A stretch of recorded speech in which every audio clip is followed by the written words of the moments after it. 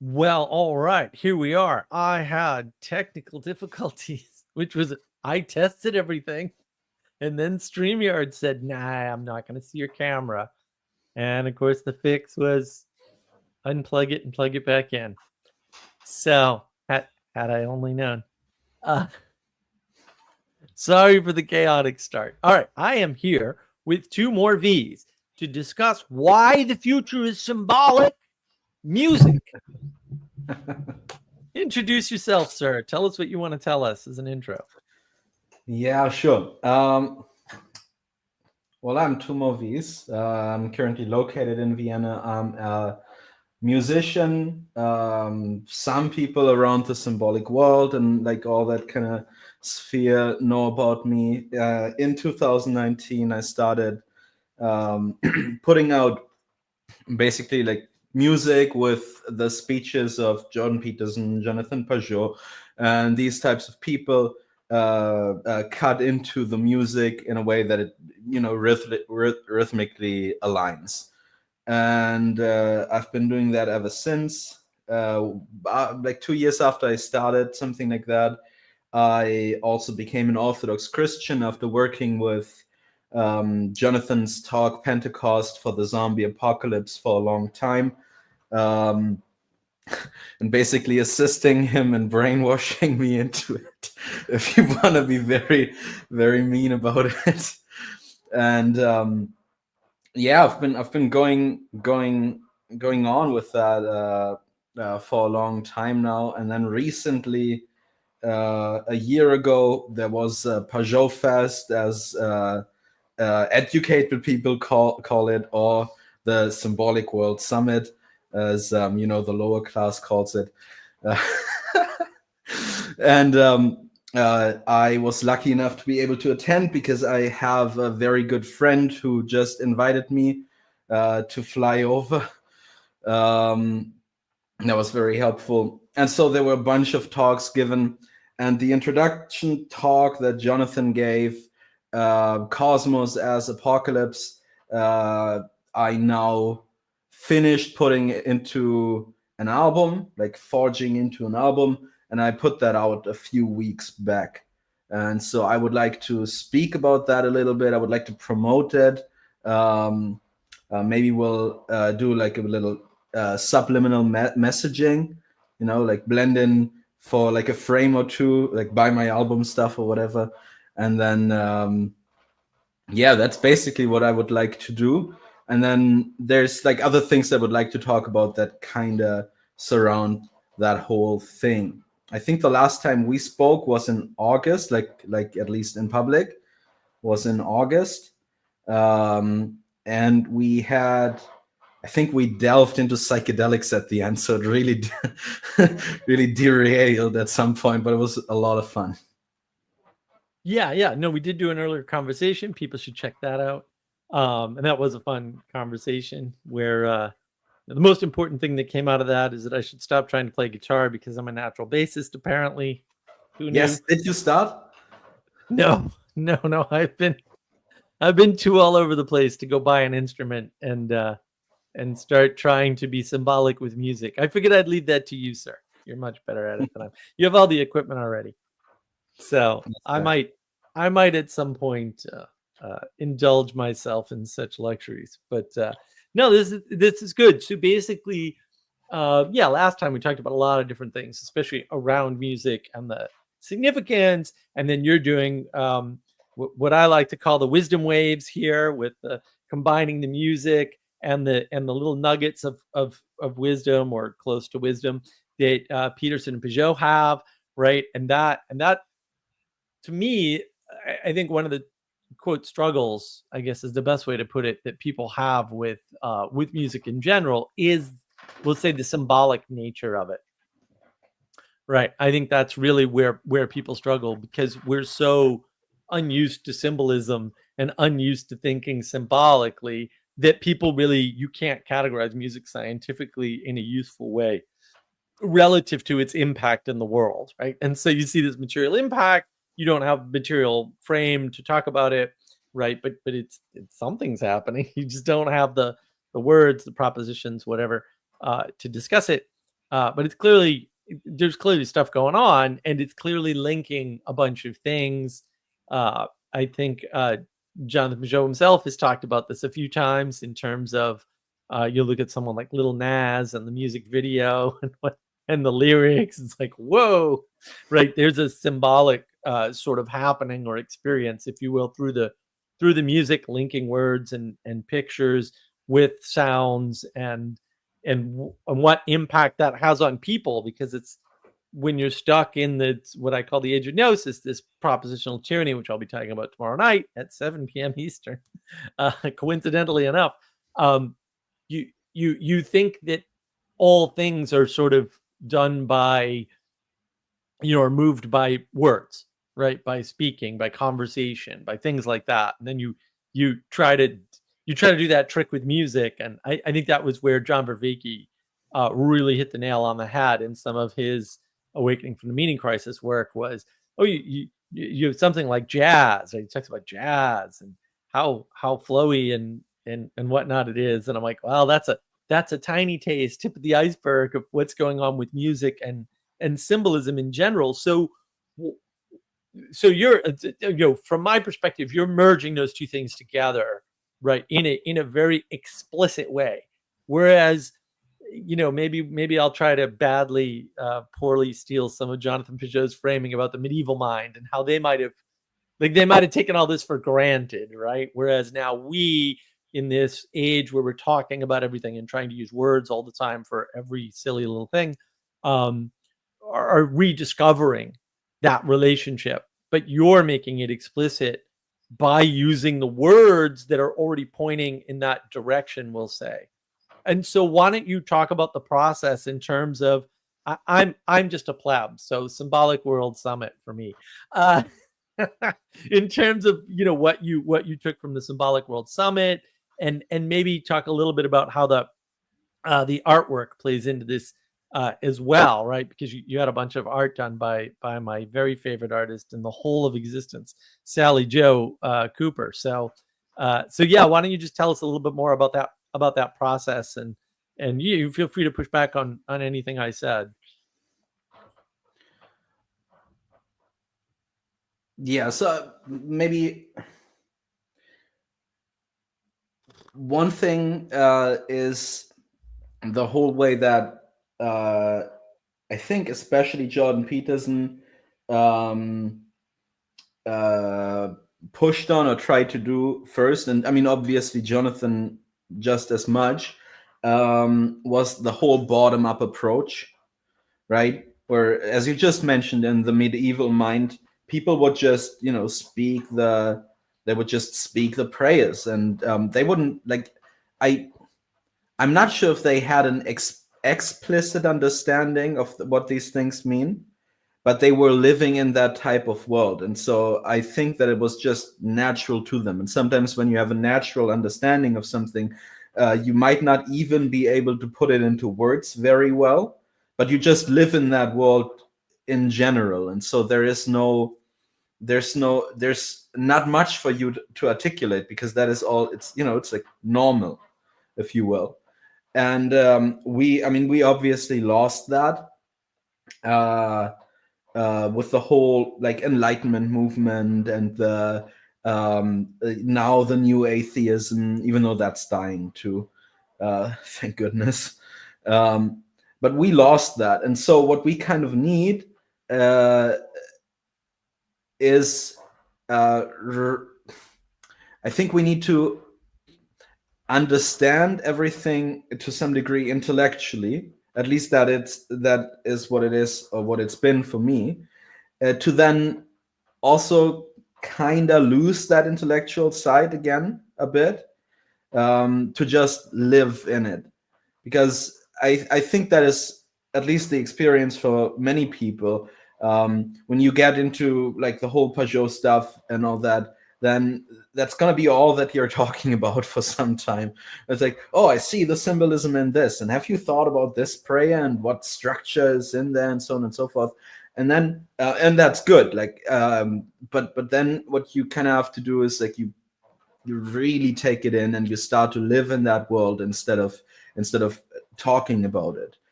And I assume that there's a third stage where you can do both, but whatever. So that's the whole bottom-up approach. It's like you go to every single thing and you kind of build and build and build and build until you can say Our Father who art in heaven without cringing about it. And so I think that's one thing, and that's what I see Jonathan doing. That's what he says he's doing as well. It's not like I'm being a detective here. Like that's what he outright proclaims. And I think that it's A, working, and B, I think that it's unbelievably important to do that, because I think that we're doomed otherwise. And I, especially when I started, now a bit more, but still not really, don't have the tools to say these types of things in the same way with the same depth and all that type of stuff. So if I just started a YouTube channel, 2MorVs talks, and then I just, I explain the stuff Jonathan explains, but I do it like at like 10% capacity. You know what I mean? Like something like that. That's just useless. But what I can do is I can try to highlight these things and like hammer them, like bring them home through my music. And so I am hoping to participate in that movement, in that good cause, if you will, in a way that makes sense and that actually works for me as a person. So that is what I'm trying to do. And then the process of it, I would like to give you a formula, but there actually isn't really one. I have moments where I listen to a speech and I'm like, that's got to be a song. But I also have moments where I'm very, very reluctant about, like, not because of the topics, but because of the speech pattern. I can't really recognize the proper rhythm and so on and so forth. And sometimes I'm just indifferent about it.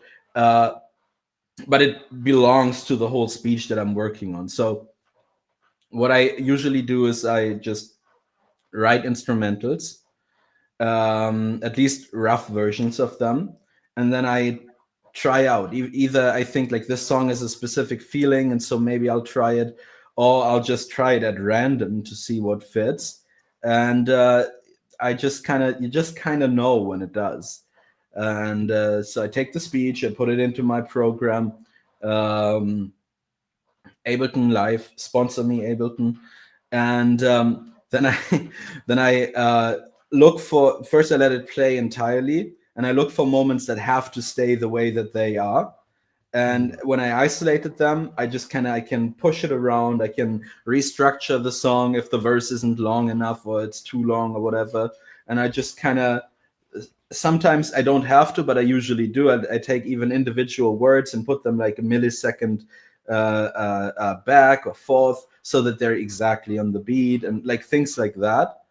And what I try to do, I said that in the beginning, is like make it very rhythmic, like even more than it already is, so that it's almost like someone rapping, because it's easier to get it in your head that way. If you like, the Son of Man is the Son of Man because he is the Lamb that was sacrificed. If you have a beat behind a sentence like that, then it sticks in your head, and you kind of, even if you don't think about it actively, it keeps working. And then, at like 2 weeks in, you're like, wait, I get this. Something like that.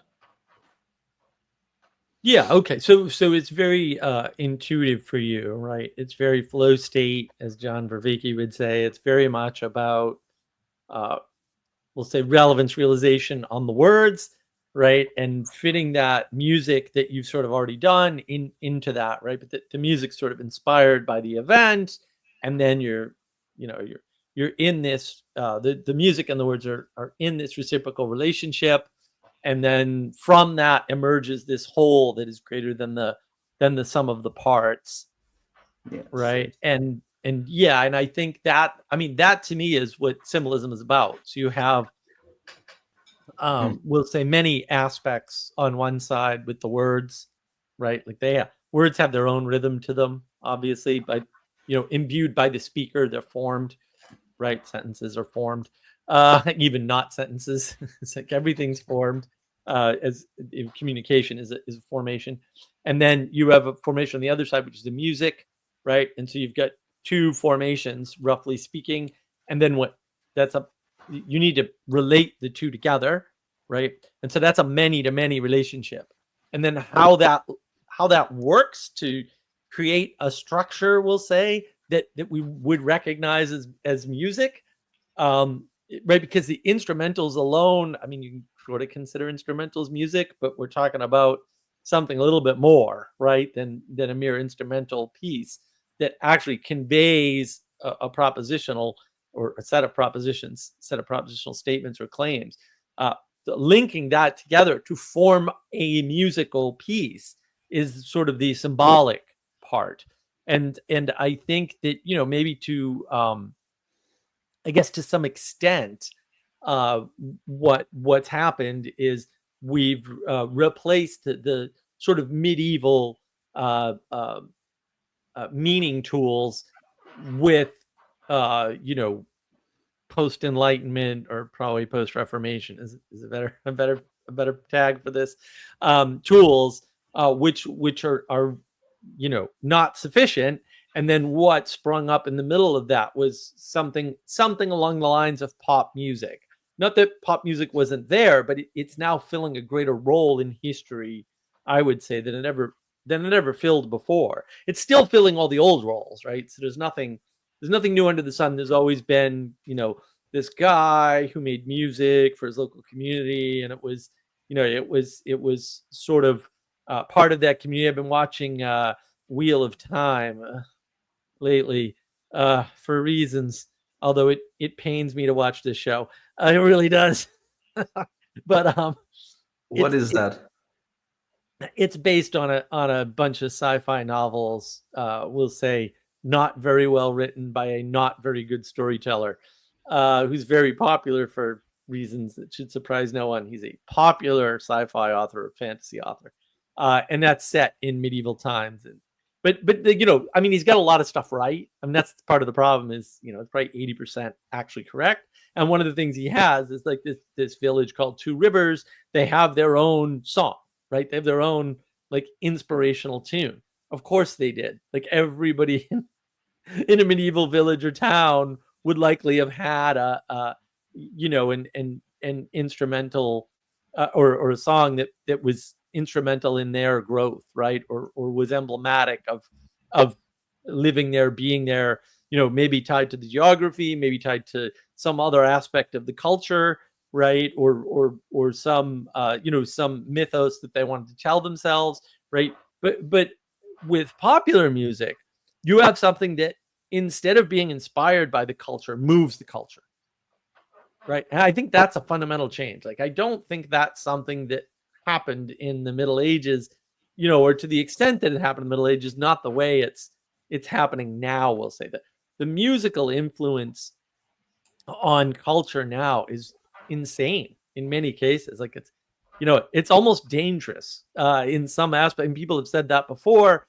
You saw that historically with the rise of the the council that wanted to control music and video games back in the late 80s, early 90s, whatever it was, in the United States. They, it came out of nowhere, basically, right? And it was a coalition between Democrats and Republicans back in the good old days, and such things were happening all the time in the United States. And that's the thing, is that there was a reason why that happened. There was a reason why they were like, well, we can't just let anybody play any music they want, right? And then we kind of lost that, right? We definitely lost all that.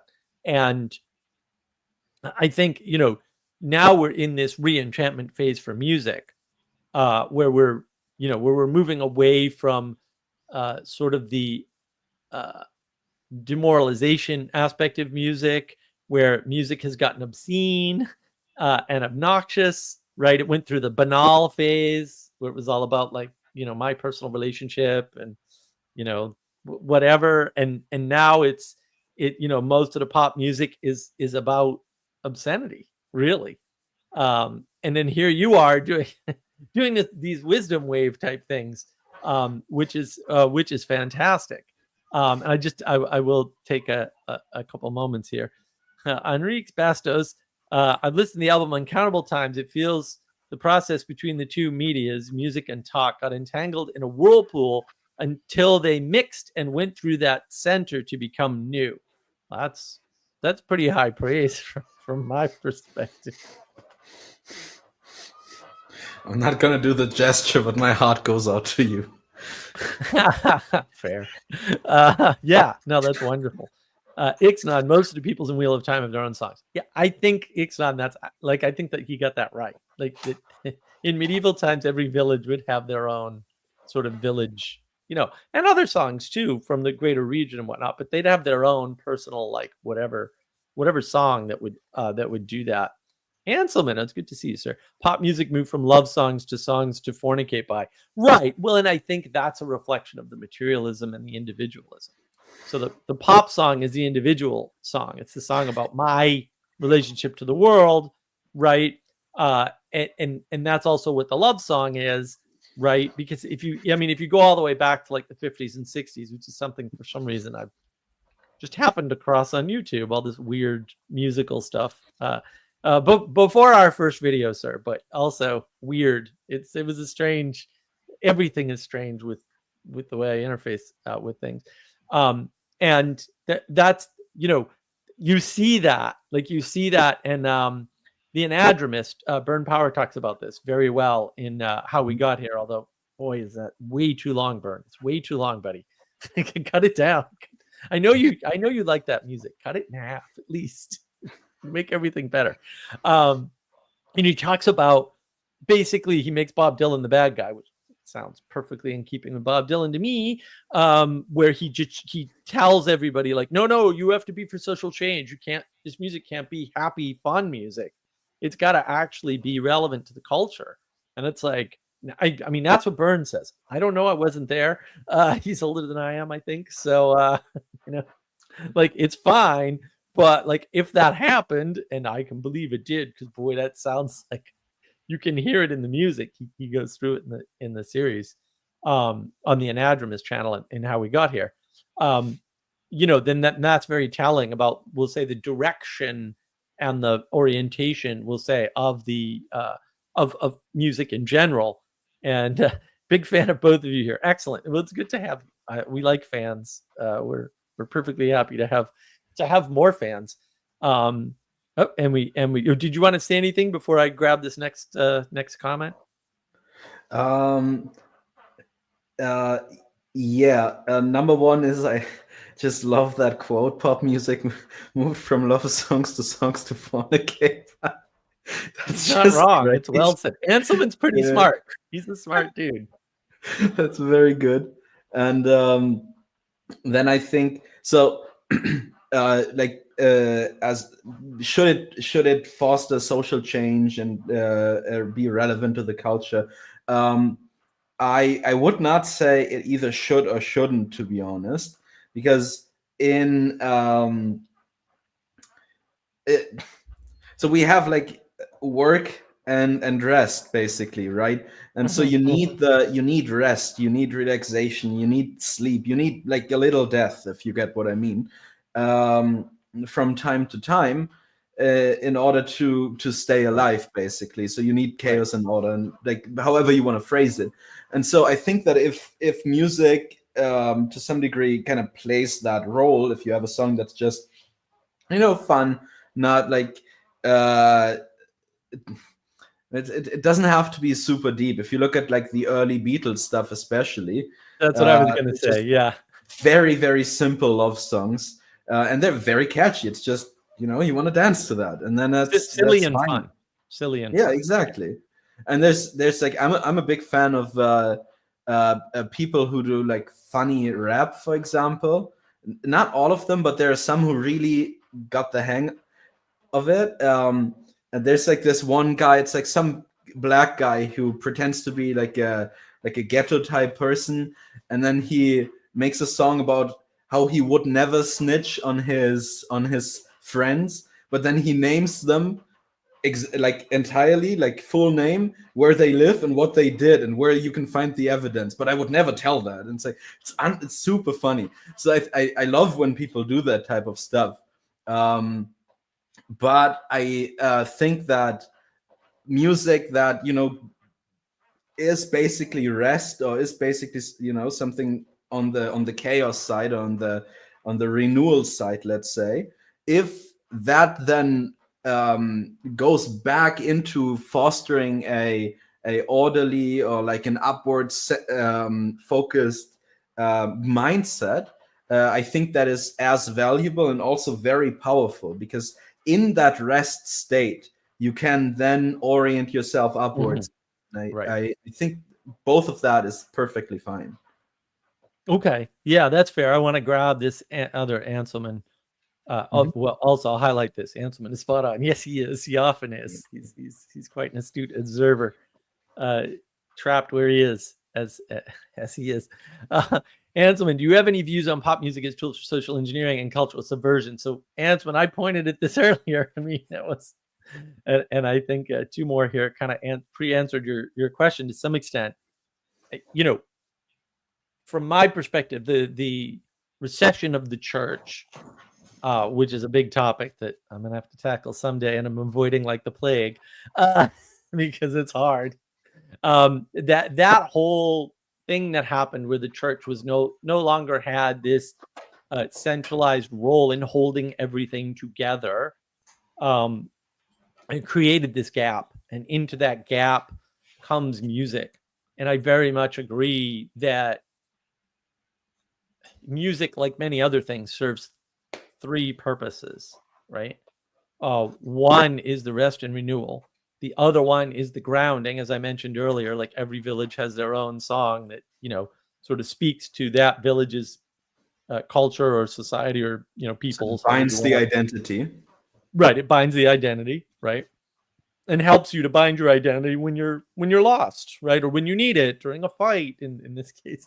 In the case of the second to last episode of season 3 of Wheel of Time.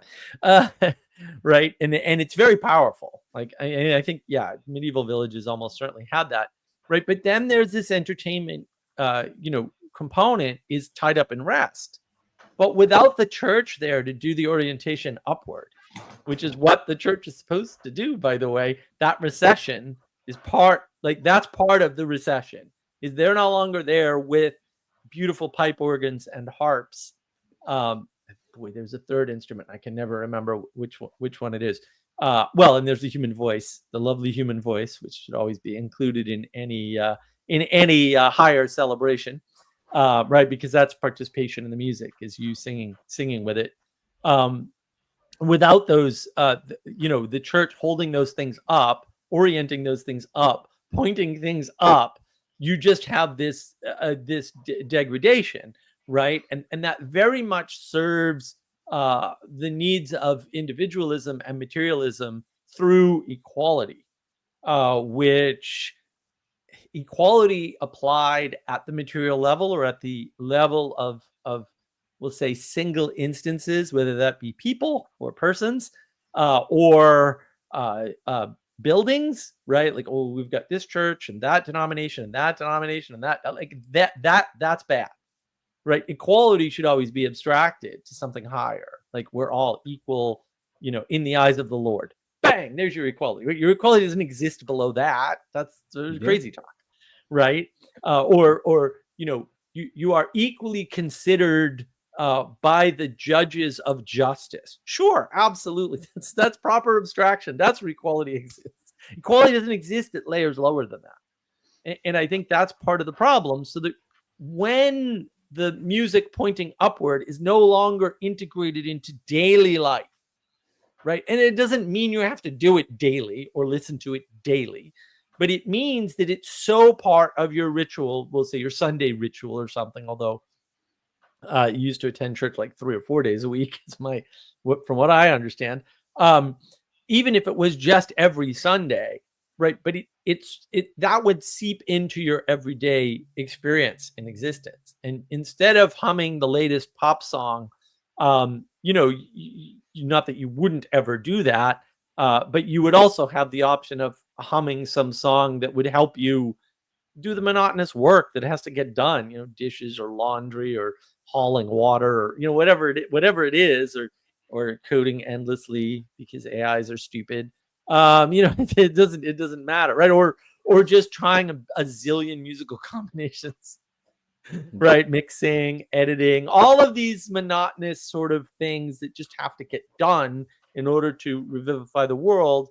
Like, when you don't have the upward pointing, that's a problem, right? And so I think that's when that gap is there, right? That's where the music, because the social engineering isn't being done by the church correctly anymore, or strongly enough, or something.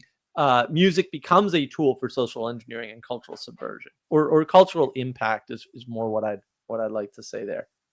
What do you think, Yeah. Tumor? How are you parsing this idea Well, of social engineering?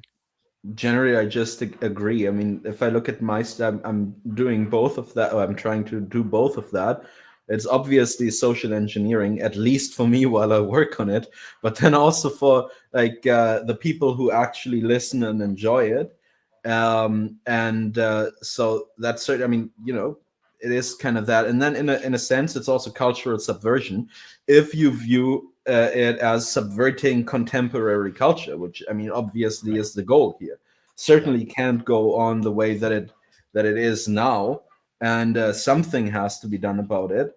And so yeah, it's definitely a tool for that as well. I think, funny for that to come out of my mouth, but I think that we should be very cautious to make it into primarily that, unless we're talking about church music, maybe, like actual church music, not like Christian songs, but actual church music, because then you kind of get into like a state of you become an activist. And I always disliked political songs. Like, as soon as they become too explicitly political, they just bore me. And they do so on, like, in with the people that I disagree with as much as with the people that I agree with.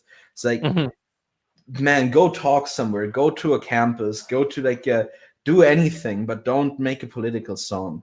That's also what I always disliked about, like, I ideally love punk rock music, but every time a band becomes political, I'm like, shut up, just don't annoy me with this. It's just the funniest bit was when I think a year ago or something like that, Ben Shapiro actually rapped on this, like, with what's his name, Tom McDonald or something like that. It's like, well, I enjoyed this because it was just so out of nowhere and very, very funny, but I generally don't think it's a good idea to do stuff like that. Maybe necessary, but I don't want any part in it. I don't like it.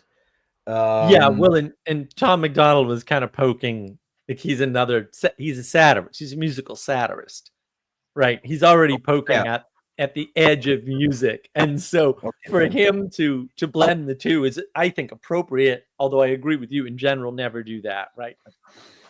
The rule proves the exception, right? Or rather, the exception proves the rule in this case. And so, like, making that exception, because it's all flipped. Tom McDonald's already flipping everything, right? It's like, how do I think about this? But I only think it's fundamentally important, and I think also Ixnat is right. A lot of music started in the church and then was taken out of that context, and that's super important. This is part of the recession. The church should never have let go of certain things. They did, and part of that was just, to some extent, fighting a battle on two fronts. And I have a video on navigating patterns about the culture war, and how the way people are talking about it's like a war for one culture versus another. No, it's a war for having a culture or having none. That's what we're actually doing. All of these proposed alternative cultures are garbage and can't be sustained. That should be obvious to everyone. But for some reason, it actually isn't. And that segues me nicely into Alice in Wonderland. Welcome. To the point before about symbolism as a crucial part of life. many people in traditional societies felt like explaining in detail was unnecessary. It's weird that this comment would come up, and I'm sure Sally's listening. Sally, does this sound familiar from last night? It was so obvious how someone could, how could someone not understand?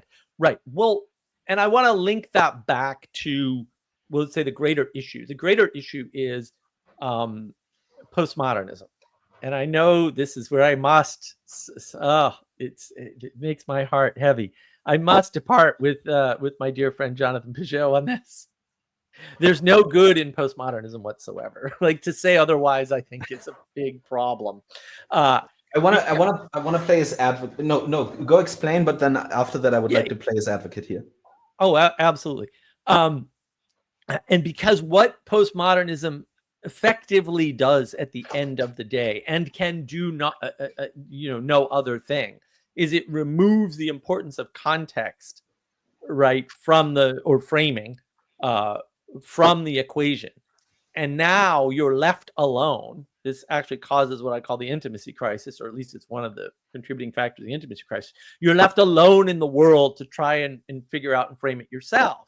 And what that leads to is a need to communicate with others in a way that was never required before. I mean, my great struggle is just listening to people and then discovering, wait a minute, this is the thing you don't understand. This is why you're, and then of course, there's a dozen of them for everybody. And I'm like, how did you do anything without understanding these core key concepts, like the difference between, describing something and explaining something, right? Or giving a prediction about something and giving a prescription about what to do, right? Like, people those four things, I have a video on that too. Like, those four things, people don't understand any of that. They don't understand that they're different. They've collapsed them all in the flat world. And it's like horrifying to me, because I'm like, how did you, and then you end up with these things like how to adult. And I'm like, I like that because I think it's funny. Because I didn't grow up with that problem. I'm perfectly capable. Thank you very much. But I can cook and clean, and like, I know a bunch of stuff. So I grew up that way. I was also homeless when I was 17 or 18, right, for a while. So I had to figure that out, or I wouldn't be here, right? And this is why I'm always like, how do you not know this, and how are you still here? Because like, I wouldn't be here if I hadn't known that. So yeah, I mean, I think I think that's vitally important. So what were your thoughts on this, sir? Heaven is up, earth is down. The sun comes up in the east, goes down in the west. The stars, move through the skies. The seasons follow their course. That's the most real thing. And that's what people knew back then. And they knew that not only on the material level, let's say, they knew that on, I think, every level, not in an articulate way. Maybe they did actually, but it was ingrained in their being. And why now talk about it? Yeah. And then I if I now go on Twitter and I write, the sun comes up in the east, and then there's gonna be a Neil deGrasse Tyson, like some 13-year-old internet atheist, and it's like, actually, it doesn't come up in the east because the earth revolves around the sun. It's like, go. I'm not gonna say it, but dude, it actually does come up because what are you speaking about there? Right. Even if you follow that, like, this perspective is not right. You can't be Earth-centric. Actually, you can be Earth-centric. You have to be. It's very easy. You are, whether you like it or not. Yeah, but then also they say, well, the gravitational center of the solar system is the sun, and the gravitational blah blah blah, and it's the Milky Way. Blah, blah. But if you listen to scientists nowadays, even they say there seems to be no middle in the universe. Yep. And so it's actually correct. If you want to look at the Earth as the center, that's actually, you can say that with no problem whatsoever. And you also, I mean, like, from our perspective, from the symbolic perspective, it's true either way. But even if you go to their logic, it's right. Like that type of criticism is just childish. Right. Um, Yeah, that's that taking a perspective that you can't take. And then it leads to these weird inversions where I have to defend the flat earthers because Jonathan Peugeot points out, most of the time, yeah, the right. Earth is flat. From your perspective, like if you only use your individual perspective, you cannot, as a single unattached creature, prove that the earth is not flat. You can't. You'd have to rely on data from one other person at a minimum in order to even infer that the earth is not flat. It's actually not technically possible, right? Well, and science relies on multiple observation, right? That's the replication crisis. Oh, we have all these papers that people wrote. No one went back and saw if they could do what the paper claimed, and it turns out they can't, which means the paper was wrong and it was unscientific, because science doesn't work without independent validation, because that's what it is. So yeah, I mean that we could get stuck down a rabbit hole on that. I need to do more videos that point that out at some point. So before I play advocate for Jonathan about the postmodernism, because that's not going to take long, I just want to say something. There was Exnon said something. A lot of music started in the church and then was taken out of context. I want to give a counterpoint to that actually doesn't disagree with this. It's just like a different view on this. So obviously this is true, but if we look at musical instruments, that's not the case anymore, because the only instrument that was made by God is the human voice. And then every other instrument, or like type of instrument, was made in collaboration with the demons by, I think it's Cain or his son. I'm not entirely certain, but it's like in that line. And so they get all these technologies. I think that's in the Book of Enoch. I got that over there. I never read it, but I think it's in there. That the technologies that we got are mostly collaborations with demons, given to us by demons back in the ancient days. And so that is also, if I remember correctly, that's also one of the justifications for why the Orthodox Church does not use instruments in church music, because we I don't know, we don't want that influence in there or something like that. That is not a rebuttal, though, of what I do, for example, because outside of the church, I think it's very much safe to say we can use things that are problematic for something good. And there doesn't have to be a downside necessarily, maybe a potential downside, but not an actualized downside to it. So I'm not saying rock music is evil. It would be funny if it did. I'm just saying I appreciate the boundaries there. That's a little attack on Protestantism, maybe. I don't know. No, maybe. Nothing but love. Yeah, nothing but love to my Protestant friends, though. I don't share that sentiment, but okay. Okay, so to the postmodernism bit, the way that I understand Jonathan when he says there's good in postmodernism, let's say, is he says that in the same way that it was good that they killed Christ. You know, it's like sin must happen, but woe to those by whom it happens.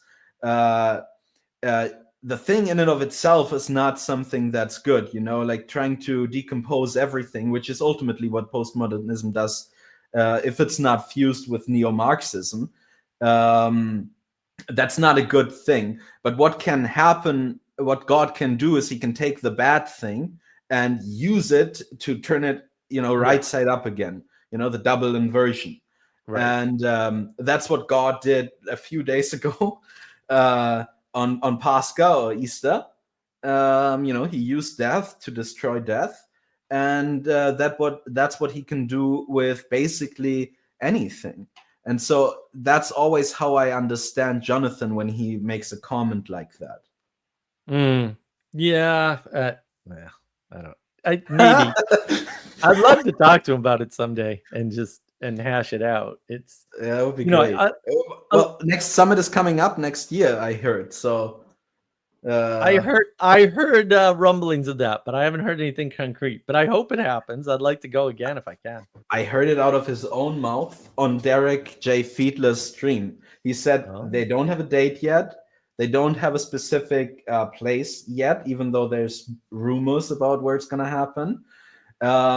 But they plan on doing it. And I don't think he would have announced it publicly if that's not secured to some degree. So see you next year, I would say. I hope so, sir. Yeah, it was a pleasure. It was a pleasure meeting you at the first one, and everybody else. I met so many people there. It was nice. Amazing. Yeah, it really was amazing. I wish I had interacted more and been a little bit more astute. And I lost some opportunities because I wasn't really on the ball. And yeah, but yeah, no, we'll try to do it again.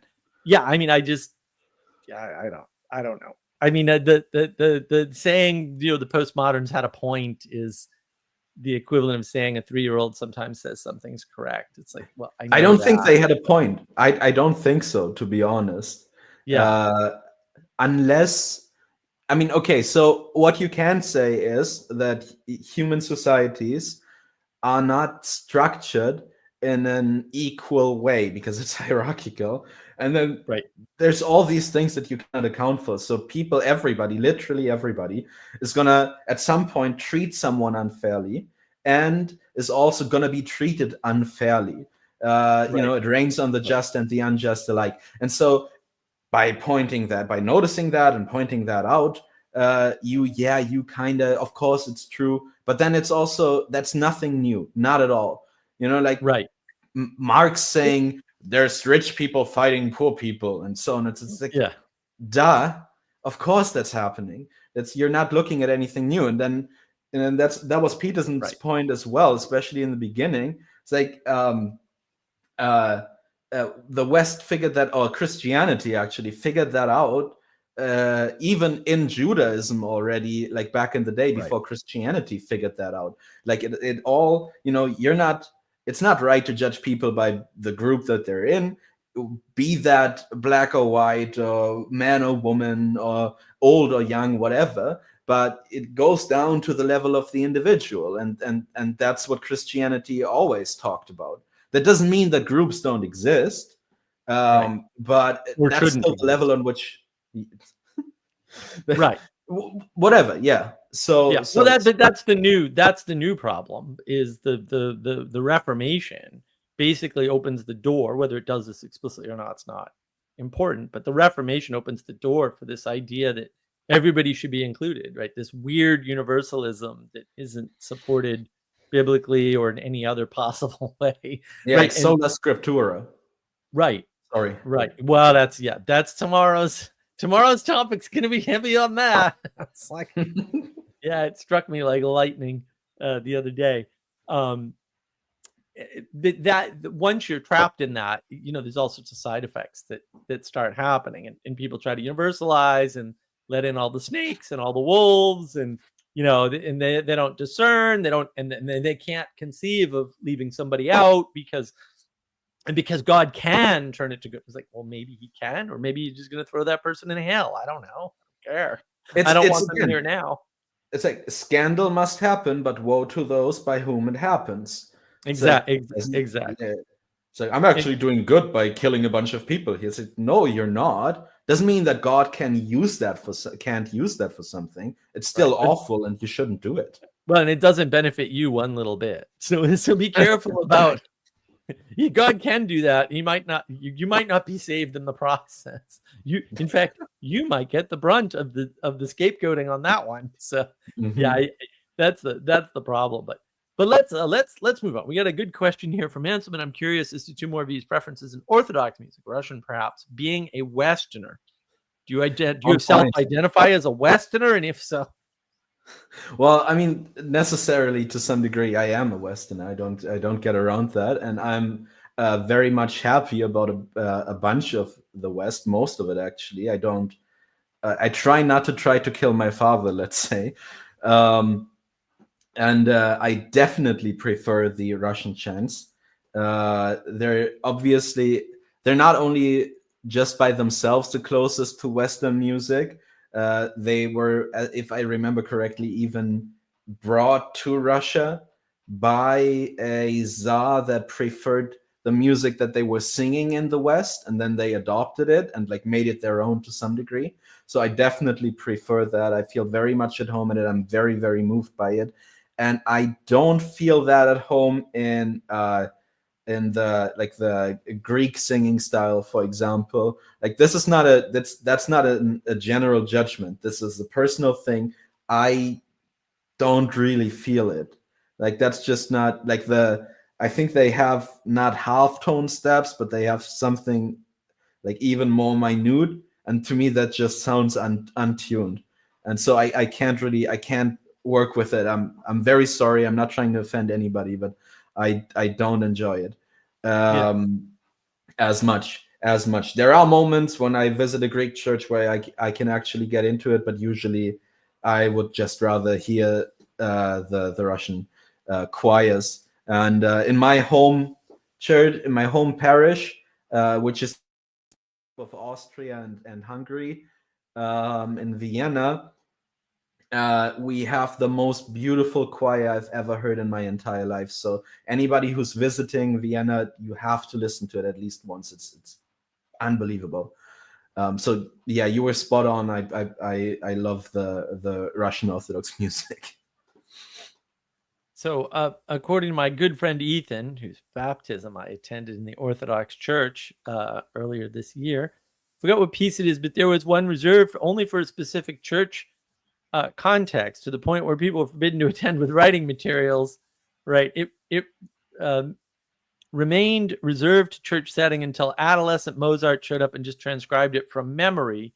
According to Anselman, that's Allegri, Miserere.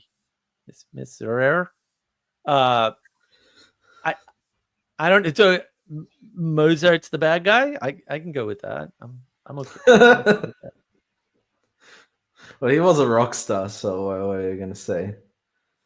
Yeah, he was sort of the early rock star of his day, right? That's true. And Sally Joe here, our favorite artist. Herm, postmodernism removes context from everything. DMT removes memory from perception. What if throwing things out is bad? Yeah. Well, and DMT and other psychedelics also remove your solid grounded connections and remake connections. Now, while that can be helpful in certain very specific, very well managed, very structured circumstances, it's tremendously dangerous, and the vast majority of people that do those things end up worse off. And everyone lies about that. So I'm not sure, as an ex-psychedelic guy, I'm not sure if it's DMT that does that. I actually think that it's psychedelics that do it, and like LSD and psilocybin. I'm not sure if DMT does it, because DMT doesn't really change your inner perception, let's say. You know, you're not an altered person as you are on other drugs. right. This comment, though, still absolutely true if we replace DMT with, like, I don't know, psilocybin or whatever. Mescaline, psilocybin, yeah, the weird plant drugs, not the super weird plant drug. The DMT is like, yeah, when you start finding out about DMT, you're like, this isn't psilocybin, and it isn't mescaline, and it isn't even LSD. What is going on? Yeah, let's not go down that road. RJ, most of the time the Earth is flat. Epic, yes. We try to be epic here, RJ, and that is what we try to do. Ixnon, people try to prioritize a view from nowhere, which we can't have. Ixnon, I love you dearly. There's no such thing as a view from nowhere. That's the God's eye view, and the Bible just says, like, don't do that. And I think we need to harp on that and say, this idea of your view from nowhere is complete BS. Stop lying, because it's a lie. You're having a God's eye view, and I'm fairly sure somebody wrote a book about why not to do it. I haven't read it. I'm just suspicious that it's there. Even God's view is not from nowhere, right? Exactly. It's from everywhere. Yeah, but it's also, it's like, it's particular. Like that's God judges, things like this is Right. good, this is bad, and all that. So it is personal still. Like it's not neutral at all. God isn't neutral. Right. Apparently, Anselman, ever eager to redeem his particular Protestant tendencies. Strict Scottish Presbyterians, like the Eastern Orthodox, use only human voice. Dude, the Presbyterians really, come on. Like, if you're going to hold someone up, the Presbyterians is not it. RJ, I don't talk to individuals. I talk to the person. Yeah, fair, RJ. I'm not going to correct my wonderful foreign friend on his use of that reprehensible word. Individual. It is fair. Like I get why you would I get why you would say that. And it's, if you want to be very, very precise, it's obviously correct, especially with cultural context. That is what I meant ultimately when I used the word individual. But yeah, you're right. You're right. We know. Yeah, we do. And it's hard. Like, you just slide into it all the time. There's a bunch of words I've been trying to purge from my brain, and it's hard, right? Or not even purge, but like use more precisely, as Peterson talks about, be precise in your speech. And it's so hard to do. So yeah, we knew. That's why I didn't jump all over you like right away. Because when normally if somebody's on my Discord server and they say individual, they regret it immediately because I'm just like, yeah, it's like using literal in front of Jonathan Pajot. Exactly. But that's another one I'm trying to get rid of that I'm having a hard time with because it's just so difficult. I'm replacing it with actual. That's been my replacement word for most uses of literal. Interesting. Yeah, it's a really hard road. It's a long, hard road. It's a really long, hard road. Because that was one I never saw as a problem in the language. Because normally in my language is super precise. Compared to most people, it's insane. It's so precise that most people just basically they don't hear what I'm saying at all, and they keep like recapitulating my words and using completely different words that I never use ever, and saying I say things and I'm like, dude, I never even use those words ever. Like I don't even like. No, I didn't say that. I said exactly what I meant. But it's too precise for most people. They don't even get it.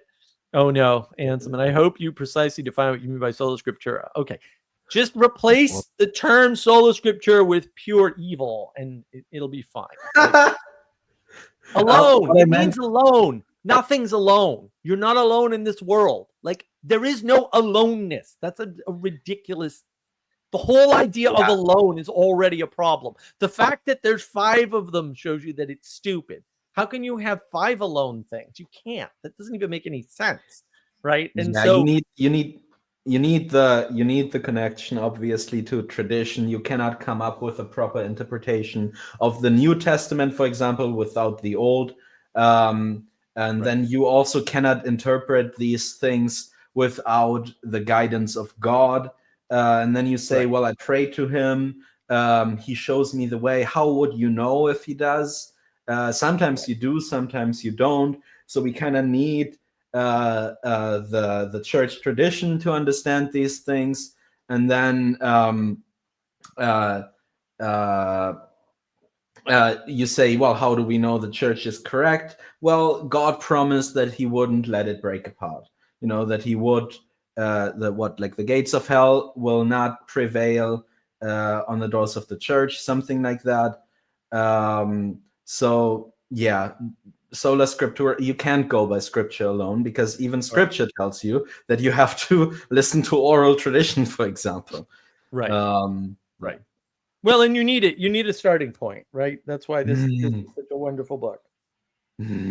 Right? Because it's sort of, it's brilliant in so many ways, right? Because you start your symbolism journey where you need to start, which is in the beginning. Like actually in the beginning.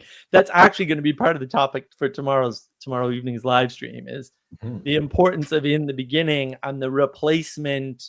I was talking about this on Twitter. I've talked about it before, but the one way to understand pretty much all the bad things that are going on, like for real, is to just say that a group of Gnostic heretical pagan cultists and their allegedly atheistic partners who came along much later, are mistranslating or misstating the title of Darwin's masterwork to be the origin of life rather than the origin of species. And so they have a new in the beginning, and their in the beginning religion is based on quote science, which of course is impossible because science is the handmaiden of religion, right? Which is Necessarily so. necessarily so. Like Genesis, Genesis gives you. I talk about that on the album, or Jonathan does. Oh, okay. As like the story of Genesis gives you the means by which you can do science. Like Exactly. God creates. He separates, and then he looks and he sees if it's good or bad. Like that's what you do in science ultimately.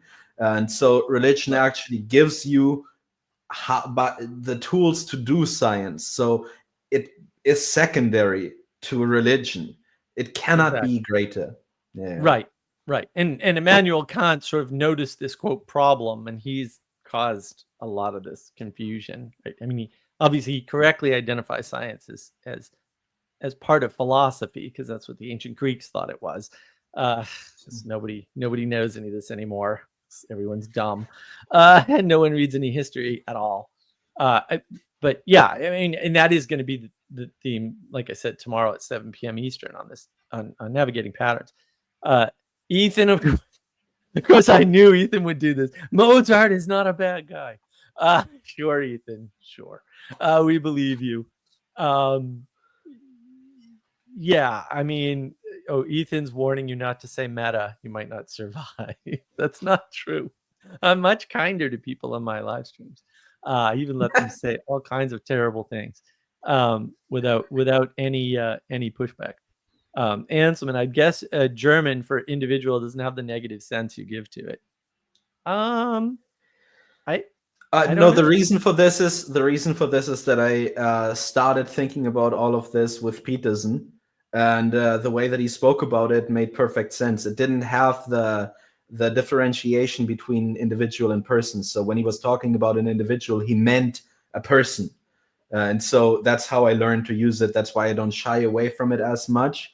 But again, I agree with it. There's actually a difference here. And it's important to point that out. Can you highlight the one that RJ wrote at 8:56? If I can find it. This one? No, the one above it by RJ. Genocide bad, can confirm. Well, he would say that. He just nobody wants to be on the bad side of a genocide. No, especially as a German, we never. No, I'm kidding. I'm not kind of. That was good. Yeah, I mean, yeah, so hard. We're living in the myth of World War II, and when Jonathan Pichot said that, I was just like, wow. I mean, I talk about that all the time. I don't talk about it like that, but I probably will start now, just because he led the way, and now I feel like the door is open. Right, I can do this without receiving too much fire. Right, I have some cover from above. It's such everything's so misunderstood. Like it's so misunderstood because we have the idea of World War II. World War II doesn't exist. Talk about a mythical war. You're totally missing what happened. Like you can't separate World War II from World War I at all. Like in any way, shape, or form. It's impossible. So the idea that there's a two, it's like no, there really isn't. And if you start there, that's the middle out thinking, and that I talk about on navigating patterns all the time. Right? If you start there, you're screwed. And if you think about the world that way, like, oh, let's look and see who's actual in the beginning is World War II, right? And who's the bad guy in World War II, right? Who's the penultimate evil is Hitler, right? And then you proceed from there, right? And then you wonder why Churchill, who's the penultimate for better or for worse, good guy, why denigrating him might cause people to be a little upset. It's like, well, because you're all middle out thinkers and you didn't understand at all that you were trapped in this myth, and your misunderstanding of all the facts of the event you're talking about, because you didn't start. If you wanted to start at the beginning of the conflict or the second act of the Great War, you would understand all of these things much better. The amount of clarity you gain from going back to World War I and then understanding that World War I didn't end, there was just kind of a pause in the middle, everything makes a lot more sense. And it's a lot easier to see where people are confused, how they're misunderstanding the world, all of these things. And that's part of the problem. So I'm just gonna be self-aggrandizing because it's my channel. Ixnon, Mark's precise language is impressively above average. Thank you, sir. I do appreciate that. And Sally Job. All right. Well, we'll do the other side. It's still loud and New Englandy, whatever that means. Also not wrong, but yeah. And I think Anselman, that's the point about precise definition, giving a meaning that most Protestants are good. That's how Protestants use it all the time, Anselman. You keep saying they have some alternate definition. I've asked them for their definition, and their definition is clearly what I say and not what you say. And the way they use it is clearly wrong, bad, and evil in every possible sense. That's the problem. And I know you want to go with definitions because sola scriptura, but they're not using those definitions. I've asked them. They're not using those definitions. They mean apart from everything. They act as if it's apart from everything, right? They act as though they're apart from the world. That's why most people who quote deconstruct or whatever are actually former Protestants. And you don't see this, when Catholics leave the Catholic Church, they don't become new atheists. That is not a common occurrence, right? When Protestants leave the church, they almost all become atheists. That should tell you all you need to know. I know it won't because you're stubborn and Scottish, and I do get that. I have been to Scotland. I totally understand. RJ, in the beginning is such a lame translation. What? This is you can't let these Hebrew speakers in because they're always gonna throw water on your party for no reason. For no reason.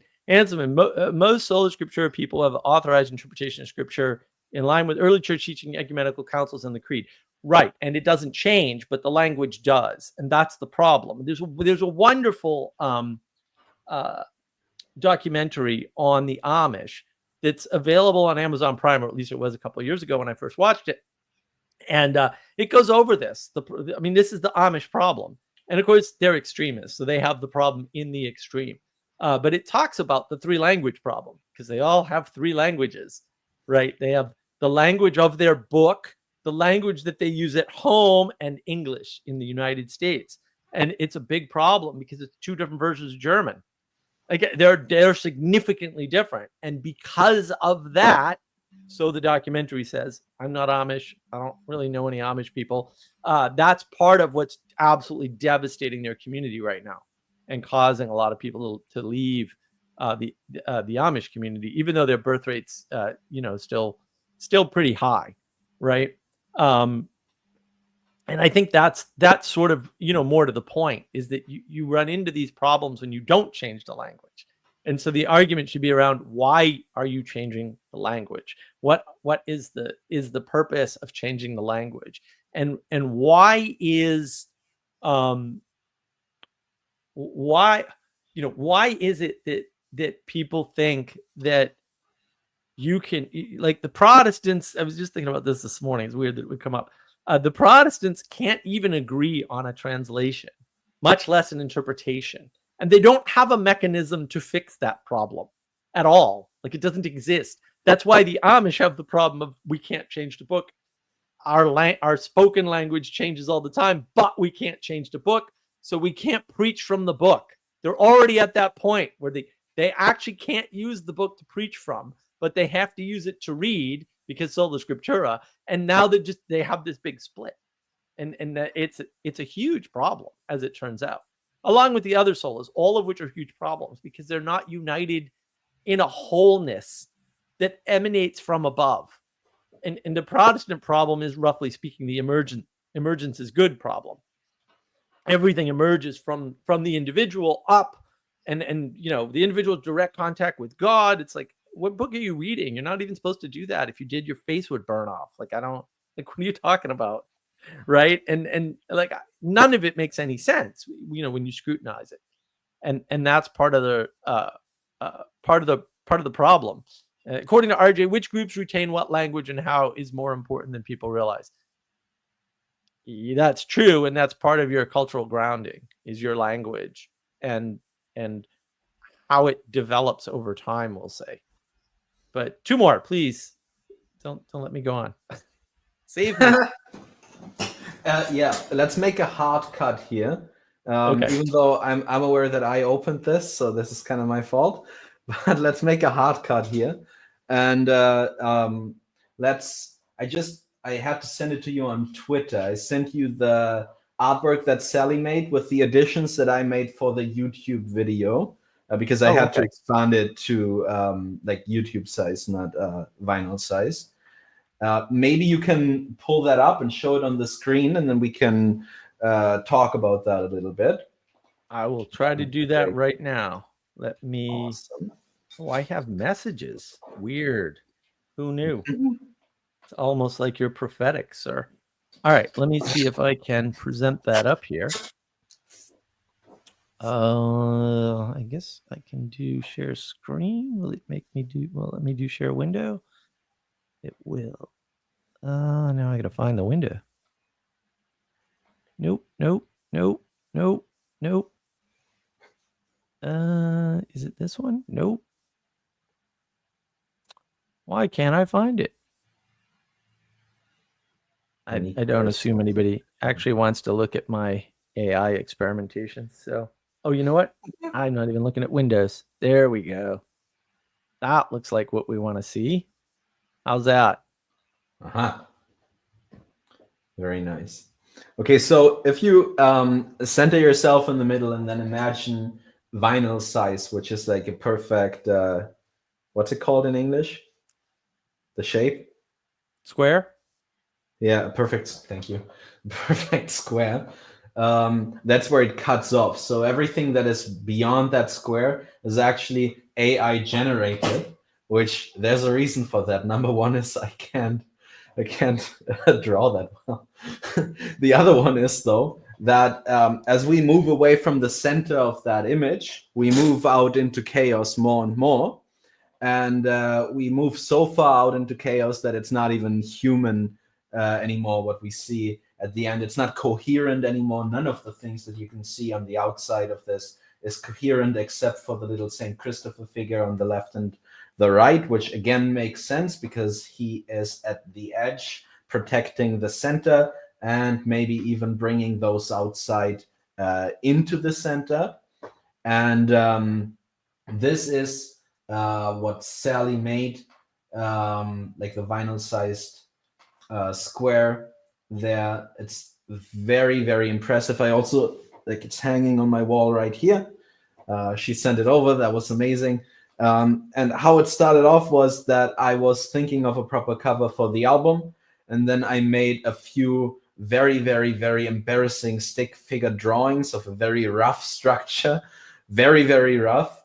And I oriented myself along Jonathan's image of everything that he made, with the mountain, and then Christ on the top of the mountain, at the top of the mountain, on the cross, with the tree in the middle, and Adam and Eve running down with the wall that surrounds the garden, and then the outside space of it, the dragon, the sun and the moon also in that. I think the birds that fly up and down also.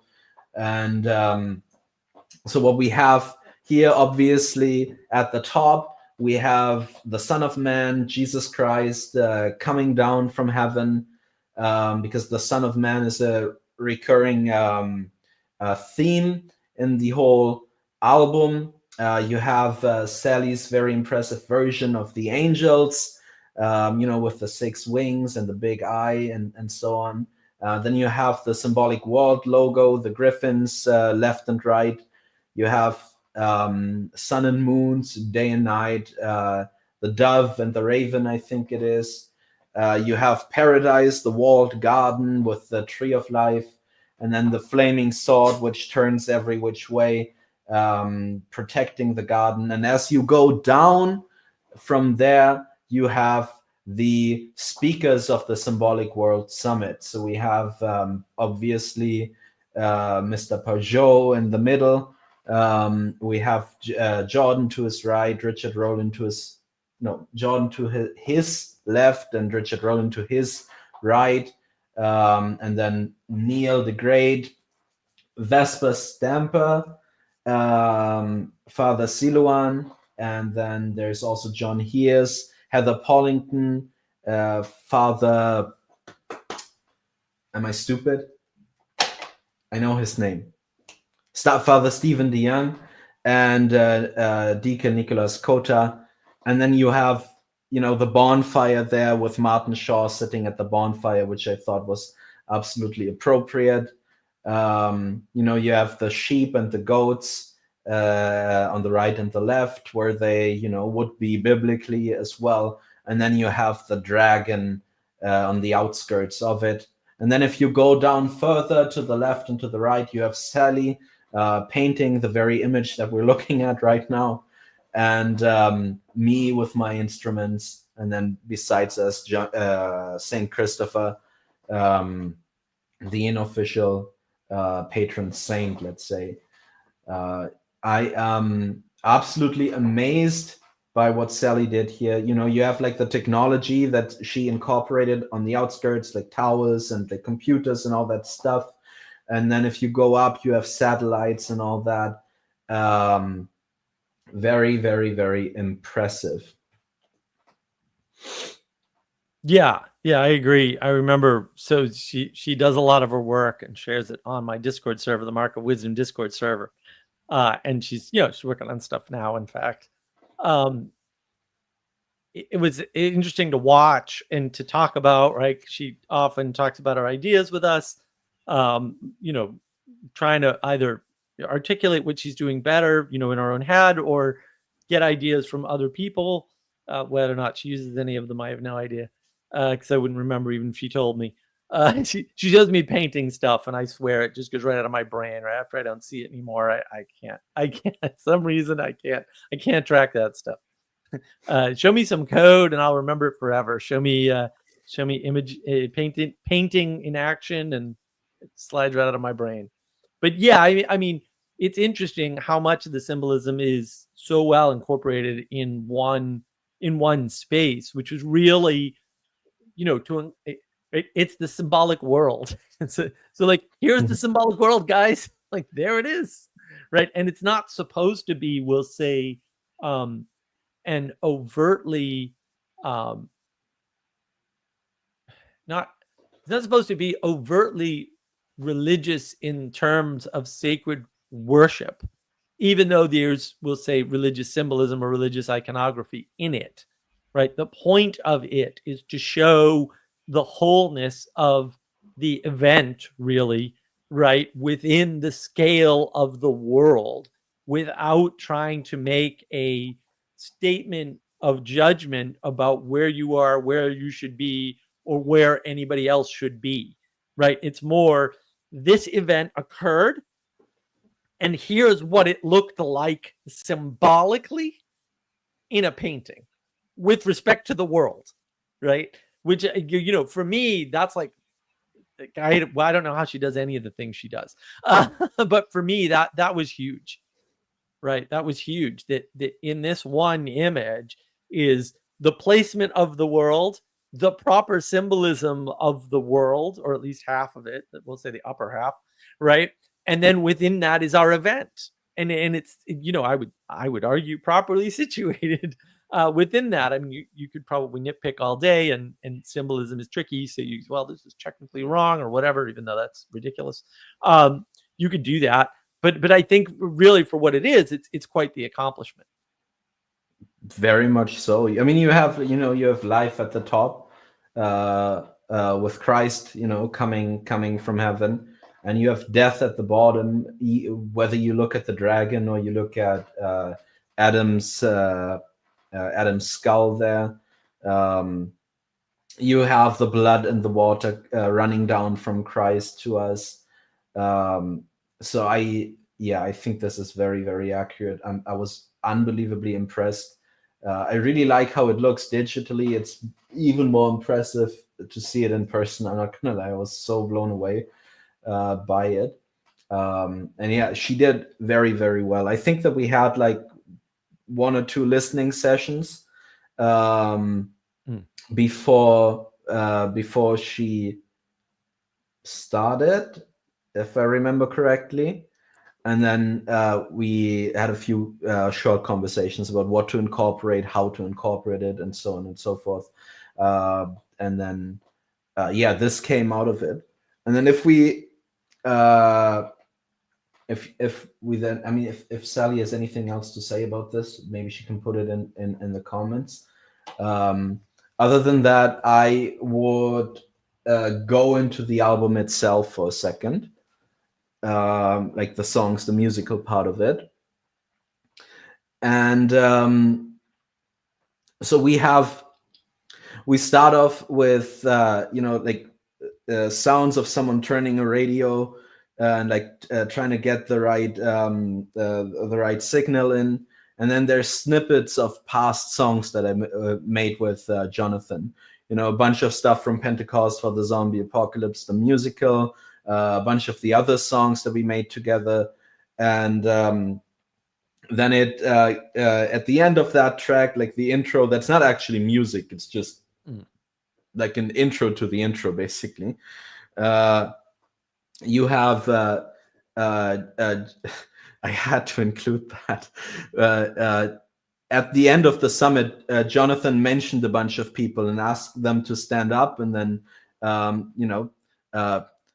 get some of the applause. And he mentioned me as well, and what I had done in the past, which was very, very, very touching moment for me. And so I had to include that. I couldn't leave it out of it. And then we have John Hears quickly introducing Jonathan, and then that first bit ends, and so we go into the actually first song, where Jonathan just talks about how impressive it is that this thing, the Symbolic World Summit, Peugeot Fest, could actually happen.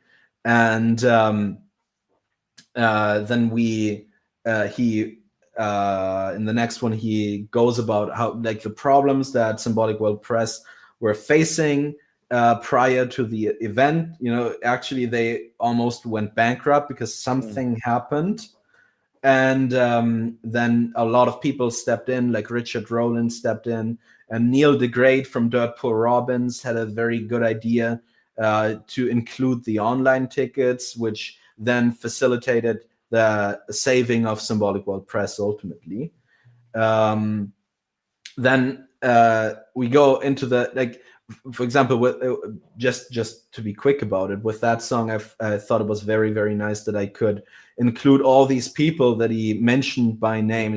There's Lisa Heisman, who has been managing his Clips channel and the emails for I don't know how long, crazy long. And a bunch of the people who helped, there's Gareth, there's Ray, all these people who helped. So I personally found it very satisfying to be able to have them mentioned in a song itself. And then it goes into the when he actually starts talking about what's going on at the event.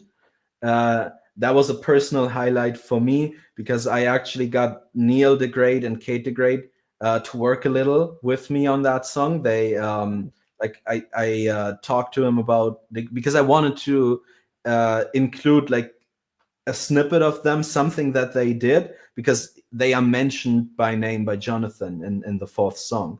And I wrote to Neil, we're friends, but I wasn't sure if he would do it. But he was very much open, and then he just worked on it for a day and sent it over to me. So that was very, very cool for me because I love Dirt Poor Robins, obviously. And then he goes on and on. Then he talks about in the next song about what is it that, like, what makes it that so many different thinkers from so many different places at this specific time start to talk about the same thing in their own way, but start to talk about the same thing, like this problem with how consciousness interacts in the world and how it makes the world come about and all this type of stuff. And then we go into the Son of Man, this type of idea,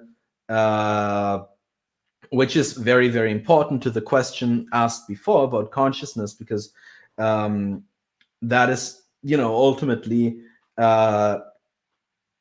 ultimately the topic, I think, of being co-creators with God in the way that the world comes about.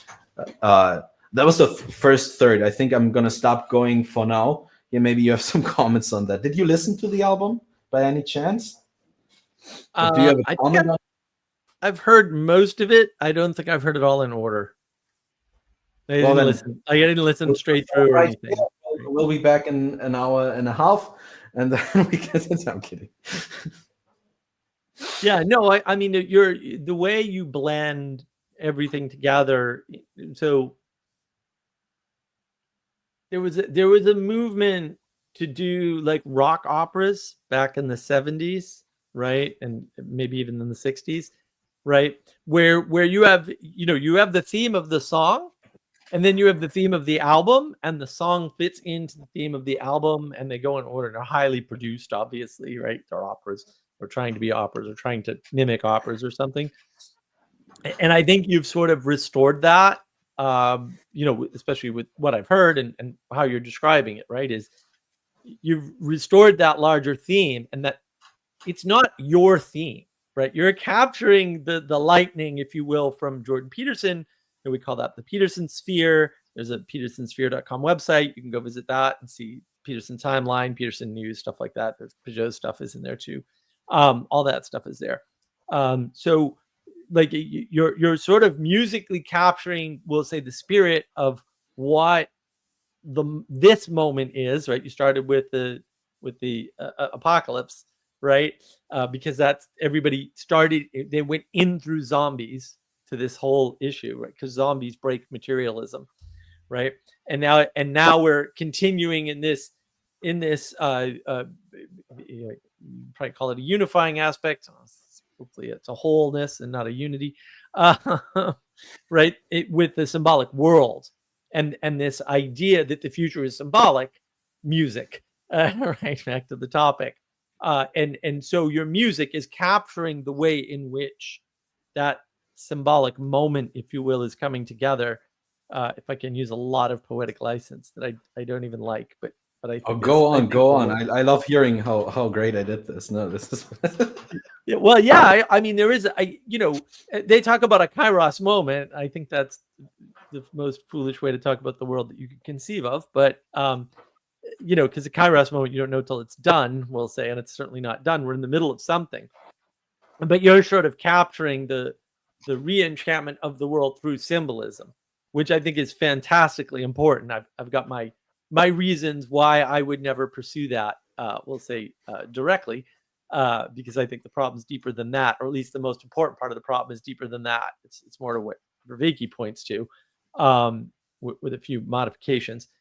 But you're there in the midst of this changeover into symbolic thinking, and you're capturing that in this new spate of music, if you will, which is a follow-on to some extent of the greater theme, because you're in whatever the Peterson thing is, right? That's why I like Peterson Sphere, because it's like, well, there's a momentum that's been gotten by Peterson, and there's lots of ways to talk about. You say it's anti-atheism or something, or anti-new atheism. You can talk about it as a battle against materialism, or part of the culture war, or whatever. There's a dozen ways you could couch it. but like you're there, you're like in the middle of it going, all right, how do I knit this together musically? Because there's some really opportunity, there's a really good opportunity here to do that. And your own journey is sort of inspiring, right? You start out with the first album and you're sort of on the outside, and the next thing you know, you're going to Orthodox church. So I mean, these things happen. Oh well. Just yesterday I talked about that to my students.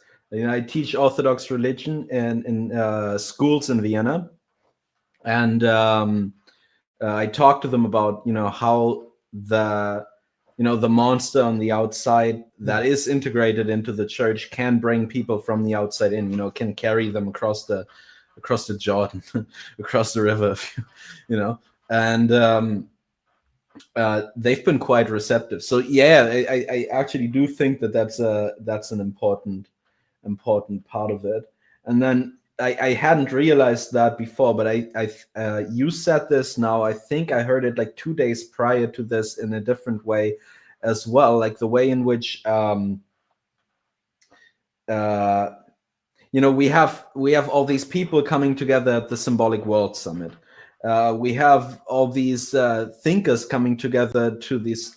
We have people coming together in the community, and so that's already symbolism, because it gathers together, and that same thing is also happening in the music thing to some degree. Right. So that was I remember where I heard this. It was in the Symbolism Masterclass.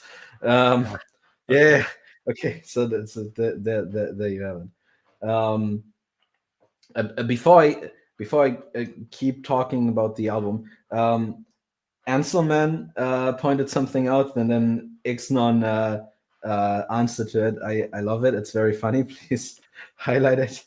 And then he says he likes symbols in music, as in the instrument. And Ixnon says symbolism happens, which is correct. So yes, little play on words there. I do love that. Yeah, I thought that was pretty funny. It's great dad humor. It's this is awesome. Okay, so after we talk about the Son of Man explicitly on the album, we go into why we depict Christ the way that we depict him, which is basically also an explanation of icons, because icons. I have a song about that. Icons are not snapshots. It's not a photograph of something. It's a description of an event in imagery. So it speaks a language beyond mere photography, and so we show Christ, with the in the senator's clothing and all that, and he certainly didn't wear that. The only time that he looked kind of kingly maybe was when they crucified him and put the that stuff on him to mock him, but he certainly didn't look kingly in his clothing before that. And talk about the reason for that. Why do we do that? Because again, we gather together who it actually is that we're talking to here. And while we do have the King in Jesus Christ, obviously, we also have the King at the lowest point. We have him descend to the lowest point first, in being born under a death sentence, and then living as a poor person, and then we have him be accused of horrible of crimes, and even crucified for him, hung on a tree, the most honorless death, something like that. And then we have him go even deeper than that, because he dies, and then he even goes into hell. So you have the highest come to the lowest on every level, and we depict that in our iconography. So we kind of have that's happening there, and at that point we have something like a topic break to some degree, because then it goes into new atheism, which I personally love, because I always like to laugh at it. Maybe I shouldn't like that, but I do. And he talks about how when atheists go about like Sam Harris says something like, it's so wonderful that now the universe has produced a way for it to become conscious of itself. Yeah, but like what Jonathan says is like, yes, don't stop there though. You have to keep going, Right. because this says something. This is not just, oh, how cool, and let me, here's Tom with the weather. It's like that's silly. Like there's implications in that, and so we start to explore that. It's very nice. Then we have the next song that comes up, was kind of fun for me to make because it has basically none of the instruments that I used before. I just have like a harp playing in the background, a few horns here and there, and then like a very, very simple bass just to give it a bit more depth. And he talks about how the end is not just the end of things, like where they stop. It's also the point that they culminate in, like the point that they're striving towards, and how the end in that case necessarily is a judge, because whenever we do anything, if I write a song, the judging of that is at the end of it, Right. and the end of it also judges the things that I did before, because then it's the full song. And it's the same when I cook something, or if I play soccer, like anything. Even our conversation, the end of the conversation will then be the judge of the conversation, or at the end of the conversation, there will be the judge of the conversation. Right. And so I thought that was very, very important. And then, again, a bit of the Son of Man, which musically for me was nice, because what I could do is like bring in some of the, if you've ever listened to U2, I really dislike how Bono sings, but I very much like how the guitar player plays guitar. And so I could put in some of those guitar that are like very, very, not very distorted, but they are heavy on delay and all that kind of stuff. So that's always fun for me. Then we have something about identity, how identity has to give up something, to the higher purpose, but it also has to give down to the things that it brings together, as like the best example ever that Jonathan comes up with, like the basketball team, or the team captain, who has to kind of give up to the purpose of of basketball. He can't just focus on himself, but he also has to give down. He has to give like the ball to the other player and all that type of stuff. So it's always in everything like an interplay of giving up, and not in the sense of I lost, but like actually giving up to heaven, and giving down to that which is below you, or maybe to the side, but like something like that. And so that was to me very important. Then we have Jonathan talking about the moment on the cross where there's the repentant thief, but then there's also the one that judges Christ, and it says save me, why don't you save us, save yourself and save us. Not being able to see the higher purpose, not being able to judge himself also, and these types of things. And then after that, and I'm gonna stop regurgitating the album at that point for a minute, but after that we get to the most interesting moment for me on the album while I created it, because there's one song, it's song number 14, Do Things Simply, where I started off with just piano and very, very softly played drums, like with brushes, and like everything's very, very, very chill about it and kind of somber.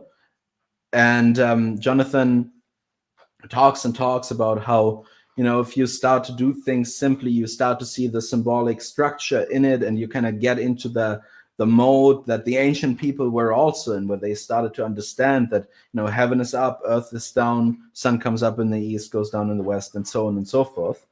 And before I put the speech to it, I had half of the song done, and that was only the piano part. And then I felt like, how about I do a complete switch here, like flip it around and put only like very, very heavy rock guitars that are like very 70s, and like the like a bit glam rock and something like that, maybe a bit like the sound, not the stuff that I play, but the sound of like Van Halen and like these kind of things. And then it goes out, like the other half goes like that then. And then I tried the speech on, like this segment that I cut out, and I listened and listened, and I wasn't entirely convinced because I knew I had to move around a lot. But in the exact moment where the music flips, which is also, by the way, the exact center of the song, like the middle, that's also when Jonathan started saying, and then everything flips without me doing anything. At the word flip, everything actually flipped musically in the song. And that kind of aligned so well that I had to step back for a second, because that was a very cool moment. And I think that works very well on the album as well. Yeah, that's great. So it's more about the progression, right, from the beginning story through the next phase of the story of the album, right? Which again is just this recapitulation of this enchantment of the symbolic world that's happening, right? It's sort of encroaching on the, say, materialist world. And then Anselman is how to suggest deity and humanity in one person musically. And just before you answer that, I'm going to say this is the problem. Talking like this is the problem, right? To be a person is to be connected to your deity. Music is one way through which that happens. This is why the individualism just destroys your brain. But please, 2More, take it away. You can interpret it however you want. Ignore my nitpicking if you wish. Well, I think if you write actually good music, I think you are participating in the divine. I mean, obviously, like you're participating in creation, you're participating in the act of creation because you're creating something. But so when God creates things, it is, the world works like a piece of music, like a wonderful piece of music, because it's patterns that are aligned and put together in a beautiful way, and that's happening in the world, that's happening in music as well. And so I think that if you write actually good music, if you put all these pieces together, like a piano, like a guitar, bass, drums, flutes, or whatever, I think you're already suggesting that to some degree, because you're acting on the image of God inside of you. I think if you're aiming it towards the good, that's how I would understand it. Yeah, and I think for musical participation, again, the singing, right, or the playing of the composed piece would be is as close as you can, as you can get, and not this light and radiance. I mean, the issue for me of what instruments should be allowed in church, and obviously the Protestants are always like, well, someday a guitar will be acceptable to you, and I'm like, if you bring a guitar anywhere near a church, I get homicidal pretty quickly. Like I don't know why. I've always been that way. It was like, why is a piano here? Like, no, pipe organs, harps, and human voices. Nothing else is acceptable, right? Because like the high voices, yes, but also when you try to instantiate this in material terms, especially as a way of you trying to participate in something, you're not, right? You're the way. Yeah, answer it. Like, if Jesus Christ is God incarnate and you are not, then you are not suggesting deity and humanity in one person musically, unless you're Jesus Christ singing. It's that easy. It's not that hard, right? Like, ultimately, it's really not that hard. And I think that's the problem, is that this is why sola is dangerous. In order to participate in the creation properly, you can participate lots of ways, as most of them are completely destructive. You need to be bound in many ways, not only to other people, but to structures larger than you that help to act as a conduit towards the wholeness emanating down from above.